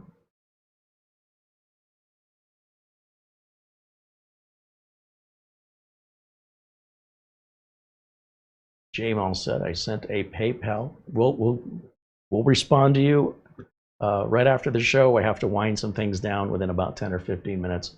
I'll send you an email, and we'll get you that product key.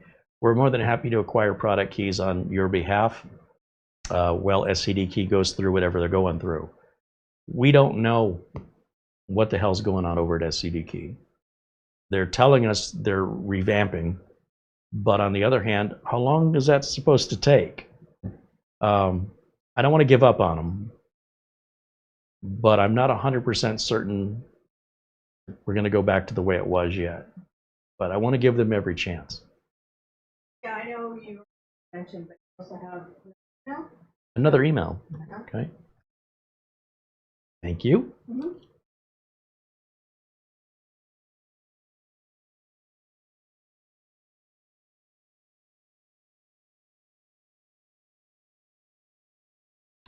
Barry Klein sends a Amazon gift card. He says, I found that my chat posting problem is a known issue and that there are workarounds. Those workarounds are working for me, so I regret to inform everyone that you'll now have to endure my posts once again. Well, keep us up to date if that gets resolved, where you don't have to work around, to post. You shouldn't have to. That's messed up, man. Sometimes the biggest content creator's enemy on YouTube is YouTube. I probably struggle more with YouTube for fake copyright violations and all kinds of false things and nonsense that their AI is just constantly making errors. And rather than fixing or taking the AI down until it's fixed, they just keep torturing content creators, just blindsiding us constantly.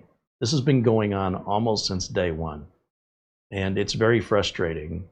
If you go on Twitter and follow @TeamYouTube, all one word, @TeamYouTube, look at the flood of complaints that come in every day. You cannot keep up all over the world. My channel was taken down. I follow all the rules. I sent an appeal. There's no way anybody read it, because no sooner than I sent it, I was denied. So clearly no one even looked at it. I need to talk to somebody, blah, blah, blah, blah, blah, over and over and over and over, day after day after day after day. And watch YouTube's replies. Copy, paste, copy. Oh, we're sorry to hear you're having a problem. Blah, blah, blah, blah. It's always the same. It's like an insane asylum. Ah, okay. I see Joseph sent a PayPal as well. Joseph Madeline. All right. Thank you, Joseph, for the PayPal. I'm assuming you want that used for the product key. But again, we can chat in email. Happy to chat with any of you in email after the show. But for now, this is a public group, right? So we'll try and include everybody. I'm going to throw the email address back on the screen here, because I realize it's a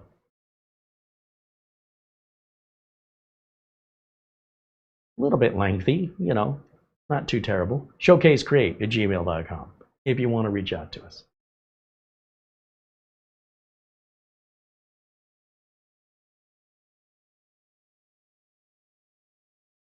Lauren said, I just was watching the Cooler Master Briefcase days. Oh, from the Cooler Master Briefcase days. Carey is underrated. I learned a lot and built my system based on his advice. Well, he's only underrated by people who don't value what I do. That's okay.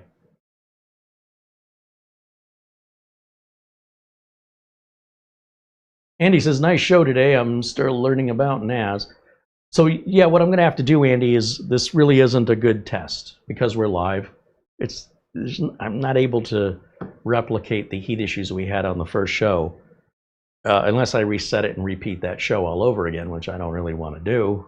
Seems a bit overkill.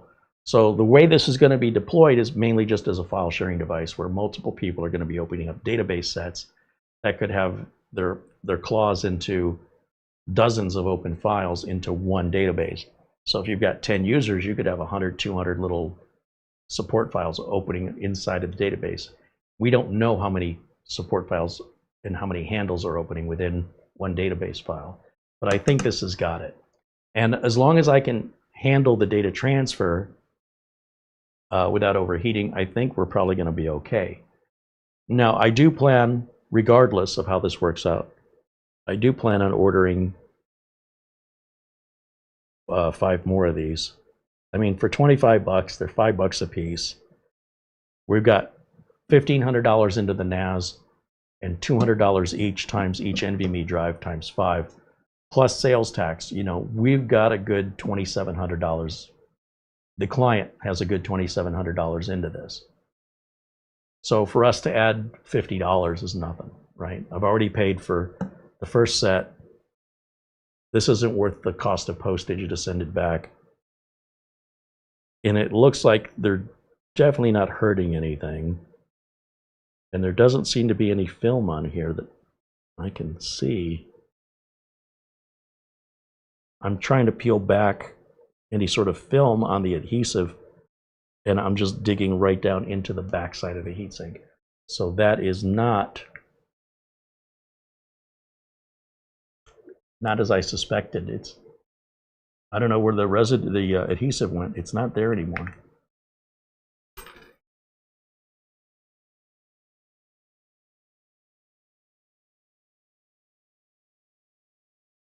And when I shut this down, I will eject each of the drives and just kind of feel that the heat sinks feel like they're secured on good.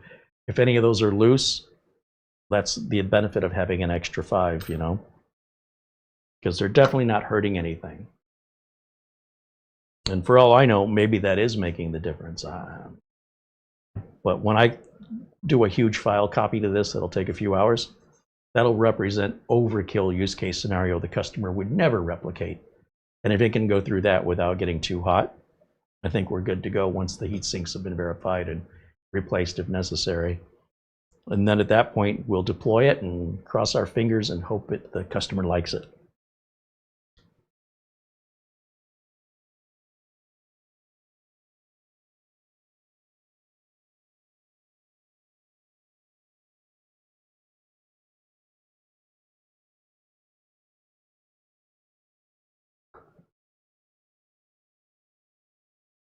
G-Malt saying the wife is calling for dinner. All right, well, thanks for hanging out with us today. Appreciate it. Thank you for your contribution as well, and your membership.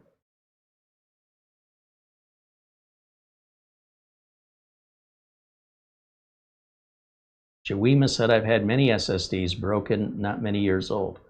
So that doesn't mean it wasn't your power supply. It doesn't mean it's something you were doing. It doesn't mean there's something that was installed incorrectly. So people can say all kinds of things. Oh, I've gone through, you know, these, whatever it is, make it up. And it's all just fishtails. It's all just talk. We need to actually see a drive fail, or a failed drive rather. And what I mean by failed, when we talk about the write cycles, when you wear out the write cycles on an SSD, the drive does not fail. That's what I'm trying to explain to you. And this is the problem with the general audience when we talk about things on YouTube or on the internet in general, is people read in what they want to hear. So somebody says a Windows update's causing SSDs to fail, and then somebody says my SSD failed as it was installing the update. So I'm a victim. No, that's not what anybody's talking about. You did not understand. I have a network fix. People apply the network fix. They go, this didn't fix my problem. What do I do next? I go, well, you got to learn how to network first. Then this solves a problem if you're having it. But if this isn't solving your problem, that's because this wasn't your problem. You were having a different problem that has nothing to do with the fix. And I see this comment over and over and over again because they don't know how to network computers. So I'm like, you got to go watch a tutorial on how to network computers. Follow the tutorial. Well, I know how to network computers. Well, clearly you don't, or you wouldn't be here asking. So follow the tutorial because you don't know, which is why you're asking. And if you still have a problem, and specifically the problem mentioned in my video, this will solve it. That's it. It's no more simple than that. It's no more complicated than that. And boy, that's tough to get through people's heads. So I tell people you can overwrite an SSD to a point where it won't write anymore, but it'll still read. And I ask if anybody has any drives that are read-only, and somebody says, I've got lots of drives that failed. That's not a failure. I didn't ask for that. So it's sometimes frustrating to try and explain things very simply and then have somebody hear words I never said. They misconstrue. They interpret it into what their ear is tuned to hear what they want to hear, but it's not what I said. And even still, failed SSDs are pretty rare. Like a drive that dies usually is related to some kind of a voltage spike, an overheat situation, a bad firmware in a controller that was ignored and never updated. It had the user state on top of it, could have prevented it. And then the remainders are just the rare ones that just fail, which are so uncommon. I'm sure that if you said, are there any big lottery winners? Because I don't know anybody in my life that's won a big lottery. Somebody goes, oh yeah, I won the lottery 10 times. Really? So you're like a multimillionaire? Oh no, like I won $1,000 and I won $5,000. Well, I said big lottery wins. So what you think is big and what I think are big are two different things. When I tell you a failure, I mean a failure. And when I tell you read-only, I mean read-only. A read-only is not a failure. Anyway, I'm probably just beating a dead horse, because if they weren't listening then, they're not listening now, are they? All right.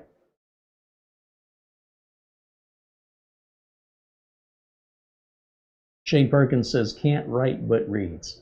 Yeah, so if anybody has a drive that cannot write, but it reads only, we'd love to buy it from you. Have you ship it to us.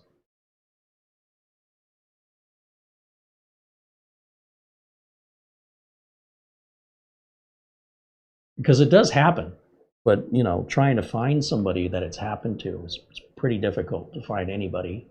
There's a lot of people who say it's happened, but when you ask them for evidence or proof, they cannot provide it. So as far as I can tell, they're lying. They just want to, you know, be the opposition. And maybe they're not lying, but they might as well be. How would I know the difference without the evidence? I'd love to see one. That's all I'm saying. I've never had a customer have that happen. I've never had it happen. I've never experienced anybody in reality outside of the internet actually have it happen.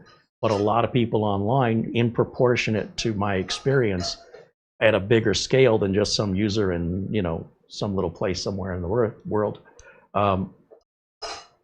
makes it sound like it's every day and all the time. What planet are you on? At that point, it's the user. It's not the hardware. They're either lying, they just want to be opposition, or they're so clueless as to what they're doing. They keep breaking their drive and they keep blaming the drive, and they don't change their behavior. So, you know, we're stuck in a loop there until they get on board with using it properly. That being said, I mean, installing it properly and maintaining it properly, which very few people maintain stuff. You know, we get a lot of computers in here that are in terrible condition because they've just been neglected. They just turn them on and use them. And they do that for years until they don't work. Then I get the call, and what we find inside is often, well, a little scary, quite frankly, but certainly Greg Salazar has shown his share of those, and Matt's Computer Services. Boy, he's seen some real world examples. And I'd say Matt's Computer Services align mostly with what I've seen in my business. And I really appreciate his videos because they so replicate the common repairs that I've seen in my time. Almost every single repair he's shown, I have done the exact same repair numerous times.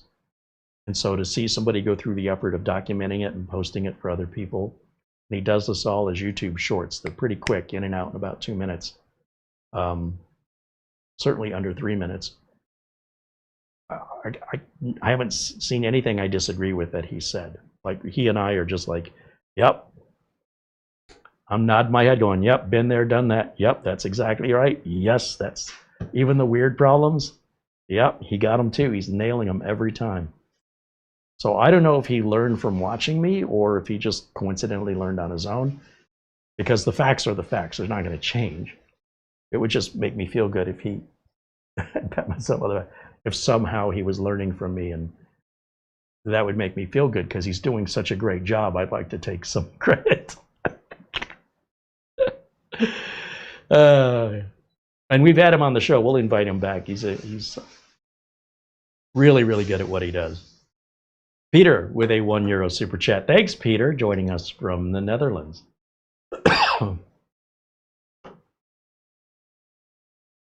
Wild Soul says, I only have a few minutes, popping in to see how you're doing. So again, I don't know if you answered yesterday, but whatever happened with that slow laptop? Were you able to remedy it?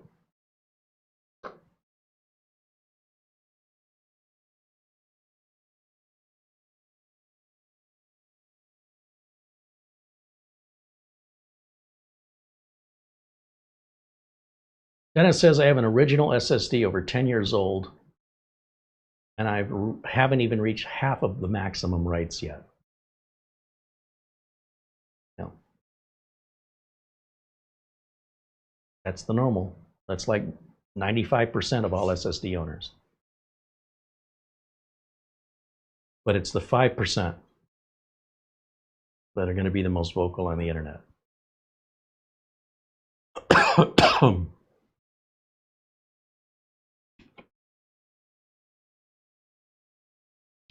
Is DRAM necessary for a gaming PC? Well, DRAM is necessary for a computer to run. How much of it you need depends on how you use it. It's like asking me if gasoline is necessary for a gas-powered car. I do, yeah.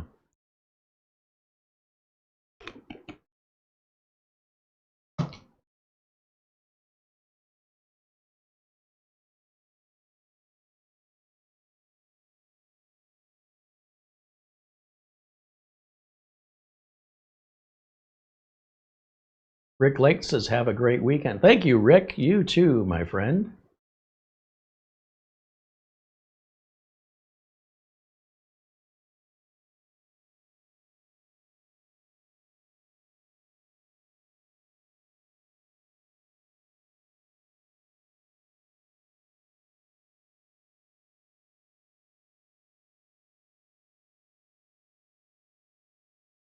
There are DRAM-less. Oh, you're asking if solid-state drives on a gaming PC need to have DRAM.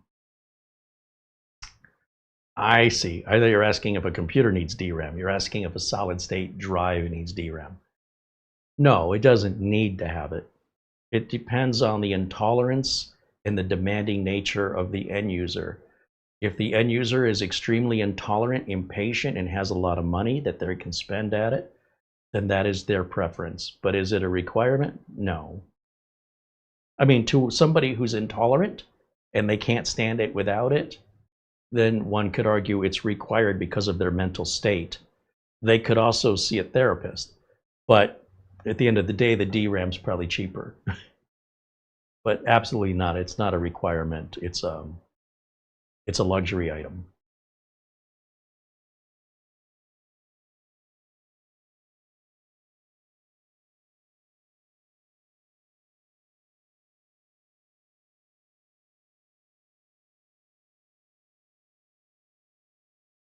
Wild Soul said, yeah, I did look at the slow laptop. It's the 8 gig of RAM. It's just not enough.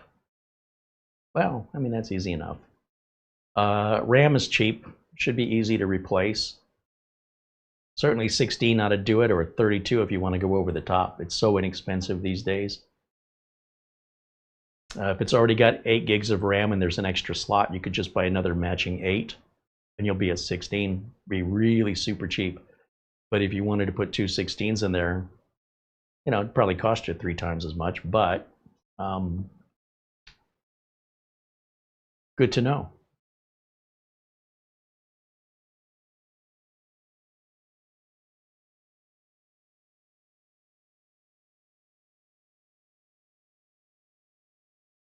Wild Soul said they disabled some Intel Smart Byte telemetry from Intel and Dell, and now that telemetry's been disabled, it's working again, but still 80% and more memory being used. Yeah, I would put another 8 in there. It sounds like that's all they need. Unless they've got 2 4s in there now, but chances are they just have 1 8, and they probably have 1 empty socket. So whatever the speed of that is, if it's 2400 or whatever it is, just buy another one. It doesn't have to be the same brand. Pop it in there. It'll probably fly again. I wouldn't put a lot of money into a machine that old. That's why I would just keep the 8 it's got and just add another 8. If it were me.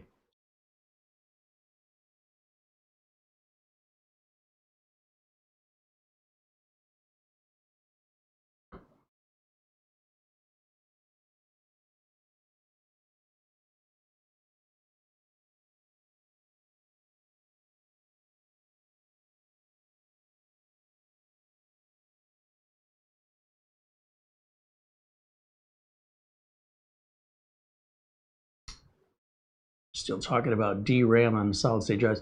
So the point of the DRAM is to cache. It's to make the solid state drives appear to be faster. Solid state drives and the M.2 slots, like the PCIe speeds, they're getting so fast now that you can't tell a difference with or without DRAM. As the computer technology, storage technology continues to evolve, not only are we getting larger capacities, not only are prices coming down, we're also seeing much faster reads and writes. As such, the difference DRAM makes in the appearance of how fast things run is becoming negligible. As a result, the reason we used DRAM was to make up for any speed differential that the SSD could not keep up with. So let's say a Generation 3 SSD. But the minute we go to Generation 4, and certainly by Generation 5,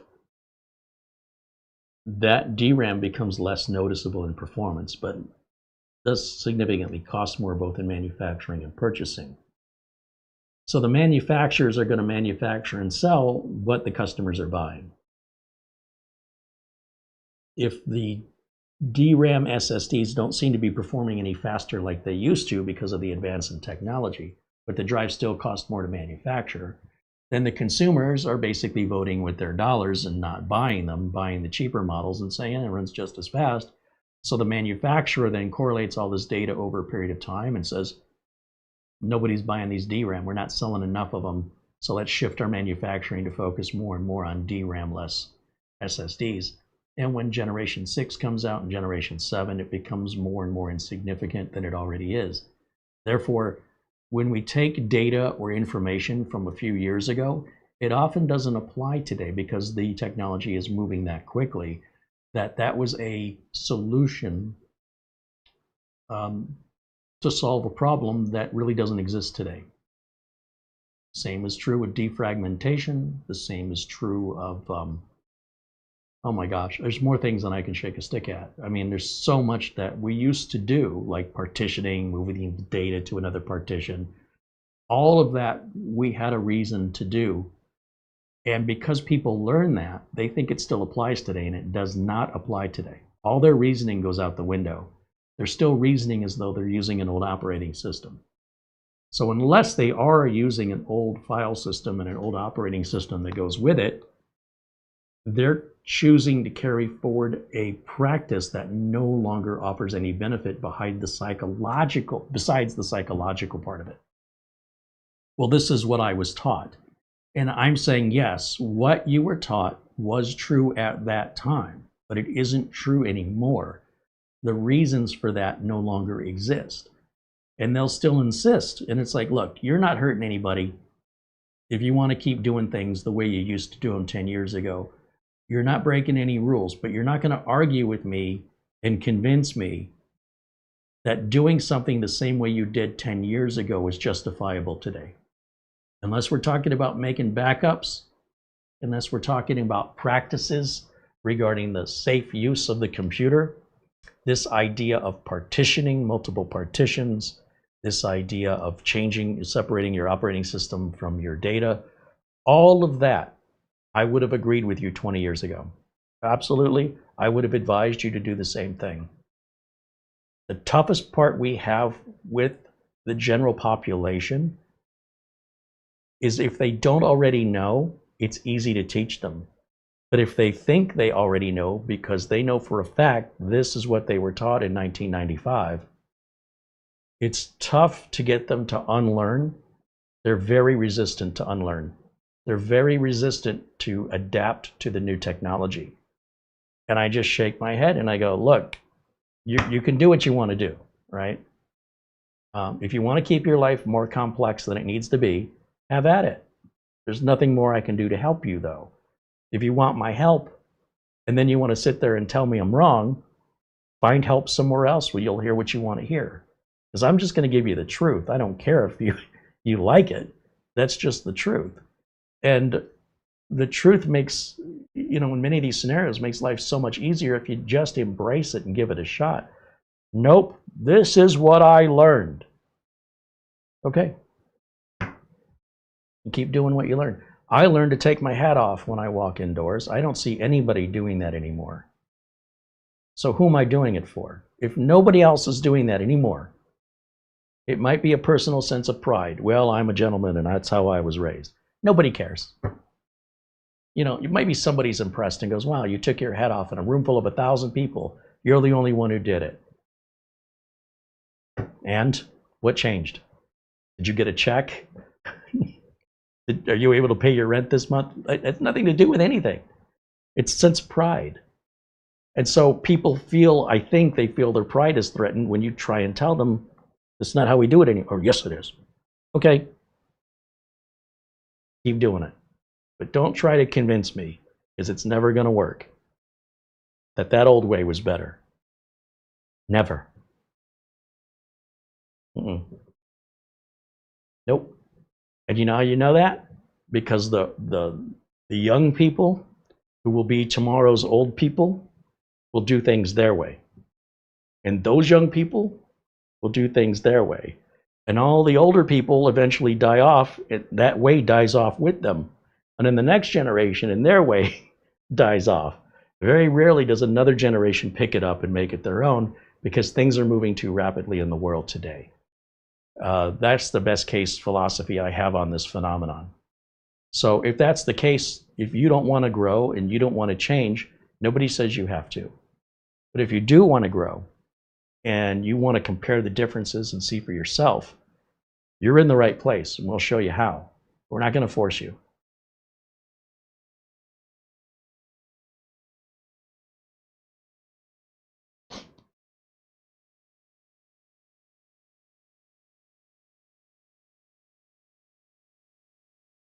Romax Star said, I upgraded from Windows 11 22H2 to 24H2.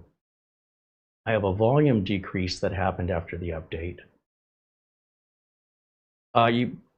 Did you run a system cleanup and clean up all the Windows Update files? There's a good 30 to 40 gigs of leftover files that you have to run disk cleanup to remove. I don't know if you've ever run a disk cleanup before. That'll likely free up any space you're missing. That'll leave a good, I'd say 30 to 60 gigs of data will be left over from 22 to 24H2. And again, when we get 25H2, it'll leave another 30 gigs behind when it's done. Now that's supposed to automatically clear out after a couple weeks, but there's also a lot of other categories. If you've ever seen me run disk cleanup, I recommend everybody run it and do the system cleanup option. There's nothing in there you're going to want. It's just taking up drive space.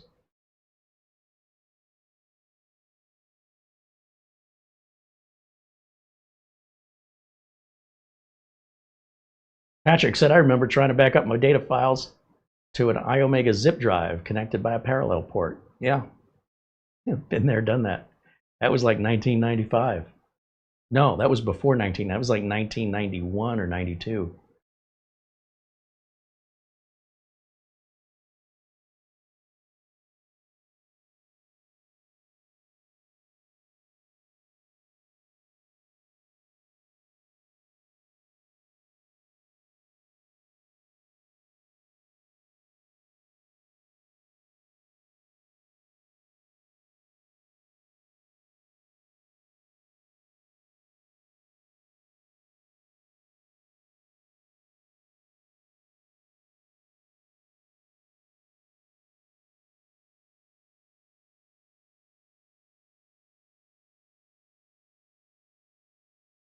John Pelbay says, I've always liked using matched RAM sets more so.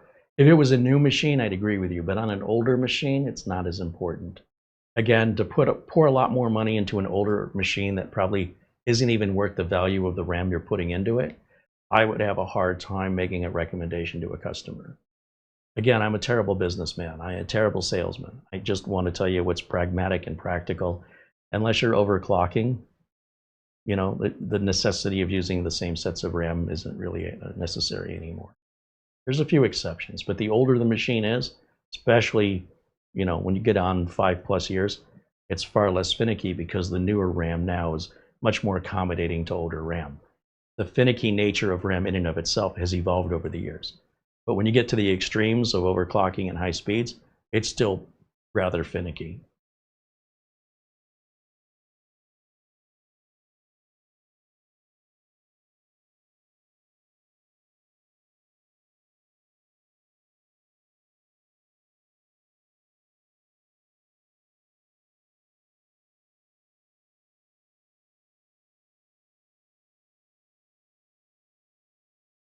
And yes, Barry Klein mentions how he remembers how expensive storage was.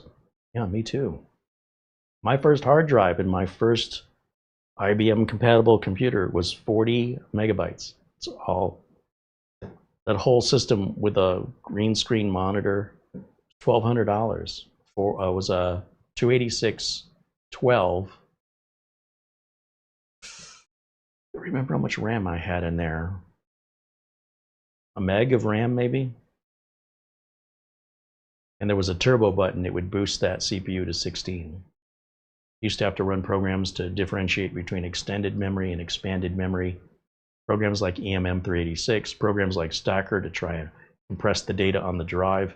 They would advertise that you could store 80 megs of data on a 40 meg drive, but the fine print was, depending on what files you've got on the computer and how compressible they are, which meant nothing to the average person.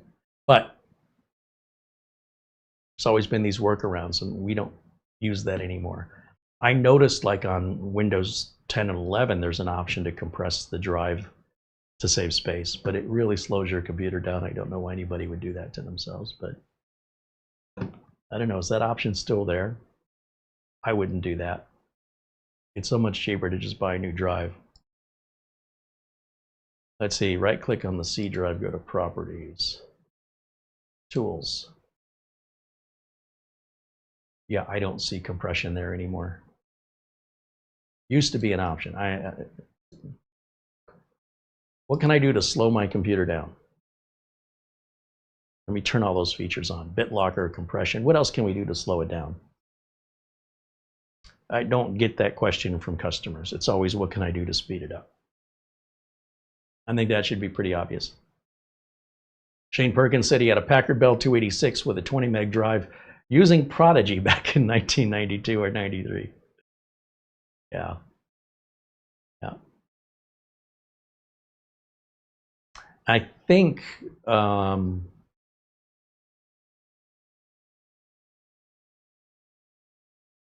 optical drives aren't even made anymore. I think the last optical drive maker stopped making them.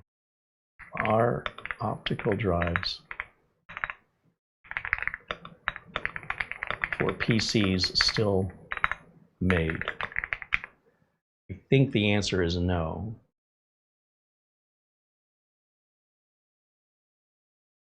You can still buy them. You can still purchase existing, optical drives that never sold, brand new in a box. But are they still making them?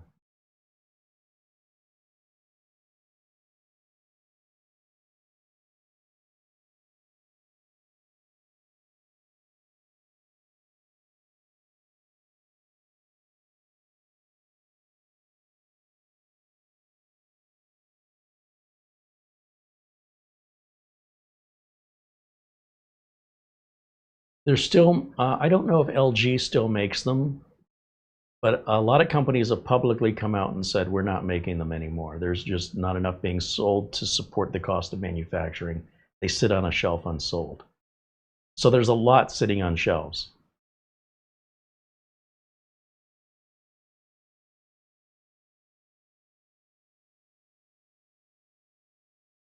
Flash drives are so much faster. They don't get scratched. They're cheaper. They have much larger capacities. They're far more reliable, and you don't need a special drive to read them. Any computer with a USB port is all you need. So why anybody would still be using them is probably somebody older. Young people don't use them anymore, and they're probably not going to start. Of course, there'll be some young people that are interested in seeing what life was like in the olden days, and they might, go on eBay and buy a Sony Walkman, and buy a little digital Canon ELPH camera, buy an Apple iPod. These are novelties to them. They're toys. Isn't this neat? No, it sucks. I have this conversation with my nephew. He thinks this stuff's cool. I go, it's not cool. It's terrible. The Sony Walkman is terrible, but we were happy to have it because at the time it was amazing. But compared to the music quality and the amount of music it can hold, the physical size, the battery life, oh my gosh, I would never. He's like showing it to me. Isn't this cool? I'm like, no, nothing cool about that. And he likes it. Well, all right, you enjoy that. Hope you have a pencil. Roll the tape back in. What? Oh, you'll see. Have fun. Hope you brought a lot of spare AA batteries. What? You'll see. Enjoy those terrible headphones. Enjoy that terrible sound reproduction. What's on your phone is so far superior than anything we had in the 80s or 90s. But for some kids, they just think it's cool. All right. We didn't buy it because it was cool. Well, some of us did. We mostly bought it because we wanted to take our music on the go, and it was that or nothing. Guess you could carry around a big boombox. I don't see too many kids doing that. Maybe they could put it in their backpack. Something we didn't do. We didn't have. Some kids brought backpacks. Most of us didn't. We'd make fun of you if you wore a backpack. Everybody's wearing hoodies. Man, if you wore a hoodie when I was growing up, everybody just keep yanking it down just to mess with you. Got a hoodie up, boom, they'll pull it down. But again, we were also taught to take our hats off indoors. So if you were walking around with a hoodie, someone come up from behind you and yank that sucker down. Or they'd stick their leg into your knee as you're walking behind you, and because you have no peripheral vision with your hood up, when you look around there, you won't know who did it. You would be messed with in the 80s if you wore a hoodie. Unless you were like jogging and you were part of like the jocks. The jocks could wear the hoodies, right? Because they're working out, they're doing something. I don't know. Didn't hang out with the jocks. I know that's a surprise to you, right?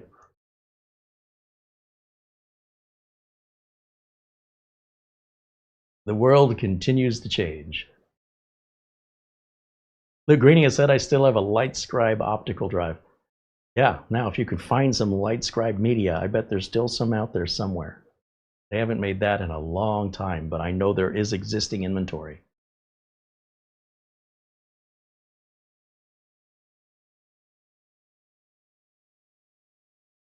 So yeah, I'm going to go ahead and run some tests on this after the show today. I'm going to start by just grabbing a great big folder, just start copying things over the network to it. And then I'll monitor the temps. And I should be able to hear it. Like if it gets hot, I will hear it. I don't have to keep my eye on it. I got to keep my ear. Somewhere within 30 feet, I'll hear it for sure.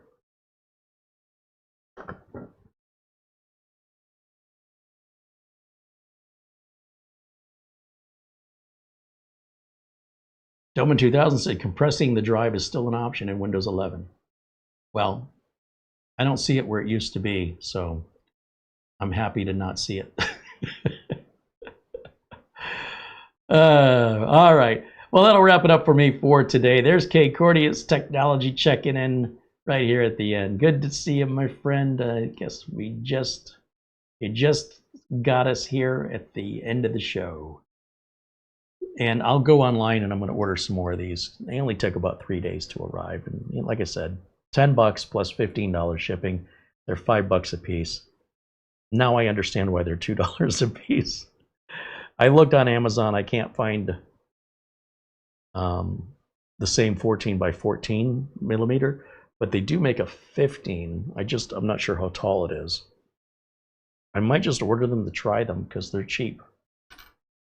All right, that'll wrap it up. Thank you to Mara, of course, for all the work she does in the background with our video descriptions and thumbnails and working with potential sponsors. And we've got a couple laptops from our friends at Nemo coming in. I'm super excited to see as they continue to develop many different options at different price points to meet the needs of individual customers and different screen sizes that they might require, as well as our friends at Minis Forum just sending us a M1, the brand new Minis Forum M1. I'll give you a little sneak peek of what that is. Minis Forum M1. Now, this is like a pretty high-end unit. I think this is an M1 Pro. So there's an M1 and an M1 Pro. I'm not sure which one they sent us, but I want to show you what the M1 Pro looks like and see if it makes your jaw drop, because I'm definitely drooling over it. As soon as they announced it, I was like, oh, I wonder if they're going to send me one. This uses the Ultra 9 285. That is the latest and greatest high-end processor from Intel. It doesn't get any more high-end than that on a mobile chip from Intel.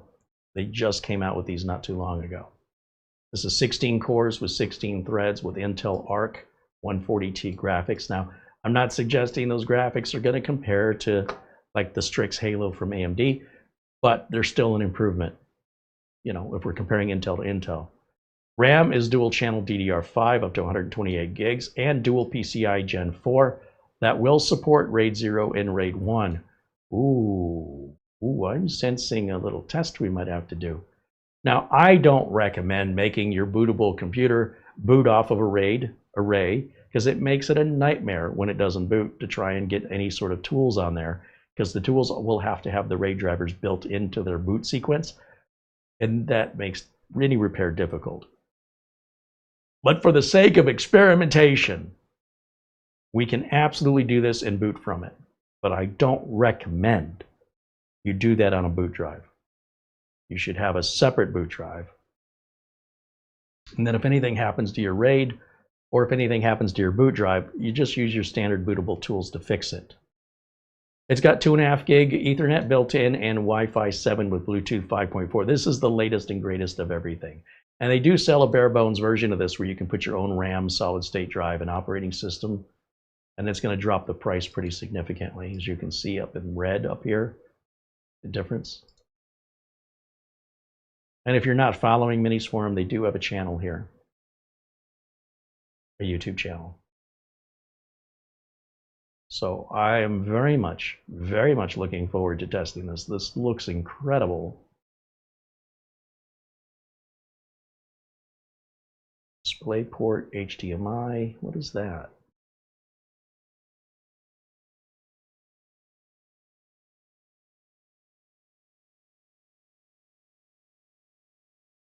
NVMe drives. Of course, they are specialists in their cooling systems and making sure the systems don't get too hot or getting too loud. That's why I say I just leave everything at the default settings that the engineers programmed it to. Looks like a nice metal case, which can make Wi-Fi not as strong, but we'll have to see. So the M1 Pro, there's two versions, the 285 and the 125. Now, obviously, I'm drooling over the 285, but the 125 doesn't look so bad. it'll be far more affordable because you're only an Ultra 5 instead of an Ultra 9. But still, you know, you've got hyper-threading here that you don't have over here. They're both DDR5. They're both NVMe SSD Gen 4, 2 slots. So probably the better value is going to be the 125, right? But the one I want to see is the 285H. I'm curious now, which one did they send?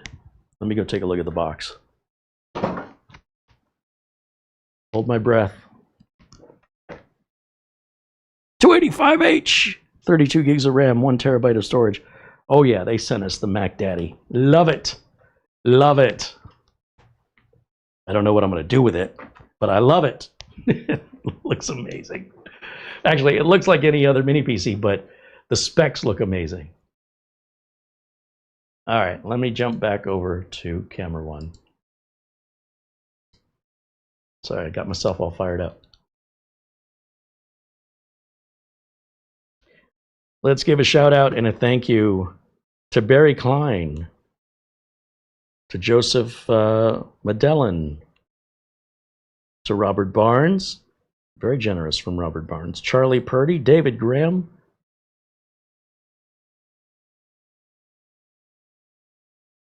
and David, we can talk to you after the show about the Windows product keys, just an email. Mark Gaines, thank you as always. Our friend Buster. Oh, Buster's been so generous. We just got a book about the history of Edinburgh that Buster sent us to teach us a little bit about Edinburgh. Now, we have a couple of books, mostly picture books. This one looks like a proper, like, historical,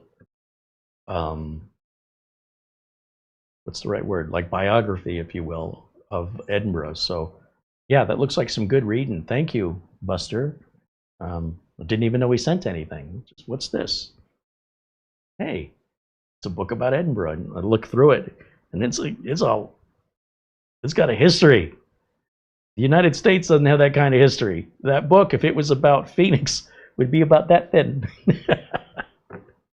It's definitely on our bucket list to visit Scotland. I'd also like to visit Ireland and Wales and, of course, the UK.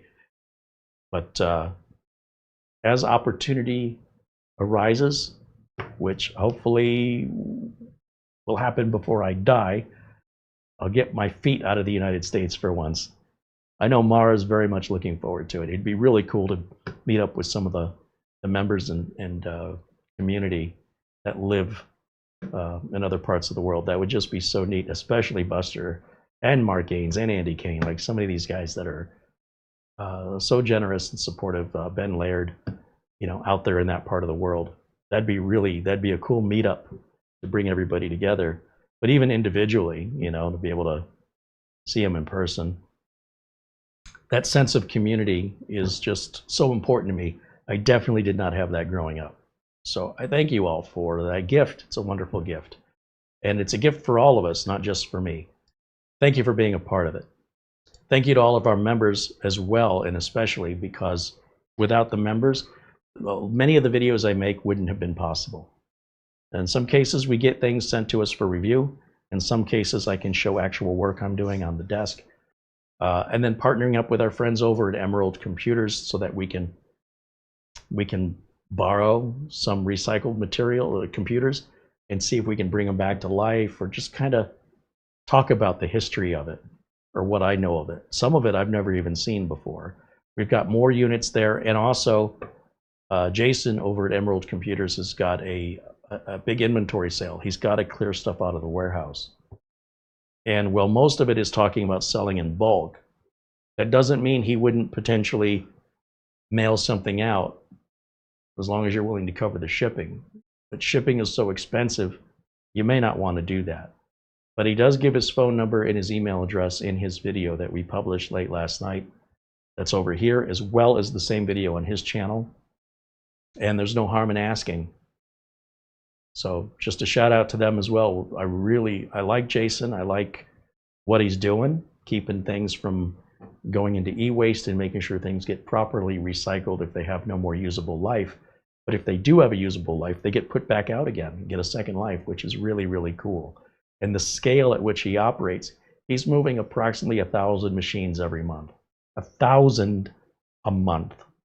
So no matter about how I tell you about my scale compared to somebody sitting at home, his scale makes me seem like somebody just sitting at home.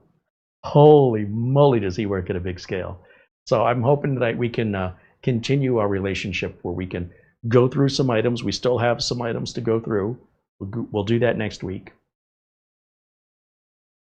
Maybe even tomorrow, if there's time, I'll bring out some of the laptops and see what state of condition they're in, if we can get any of them back alive again. And then there's a few more items after that. And then I'll take it all back, give it all back to him, and see what else he's got that we can load up and take home again. And hopefully we can keep that cycle around that continues to give us more content without having all the expense involved. And it's a good shout out for Jason and his business. And everybody wins, right? You get content. I keep busy without having to invest a lot of money. He gets some of the work gone through that he pays his techs to go through, and I'll do it for him. And of course, he's welcome to still have the techs check it, but it'd be a lot less time involved if they have certain preferences that I'm not setting. They just make those changes. But overall, the bulk of the work he's paying people to do. When I do it, it's basically free for him. So I'm hoping that it's a win-win-win situation for everybody. And if you're in Phoenix or going through Phoenix, you might want to stop by his warehouse. No appointment is necessary, but if you want a deal, you got to talk to him. And he runs a couple other businesses. He's not just there every day. You'd want to call and make an appointment if you want to do that. But you can stop in and just tour on a whim. That's all allowed. It is allowed. All right, that's going to wrap it up. Thank you all for joining me today. Thank you for all your super chats, your gift cards and PayPal contributions, your memberships. You guys rock. I'll follow up with you in the next video about what the results of our testing was tonight, and I'm going to order some more of these heat sinks. It may be the 15 by 15 heat sinks that are on Amazon, just to try them. They're cheap enough to try. All right, and of course, thanks to Mara, as always, for all the work she does in the background. I will see you all again very soon. Enjoy the rest of your Friday. I hope you have a great weekend. I'll try and be back tomorrow. Otherwise, definitely on Sunday. So be sure and have your subscription selected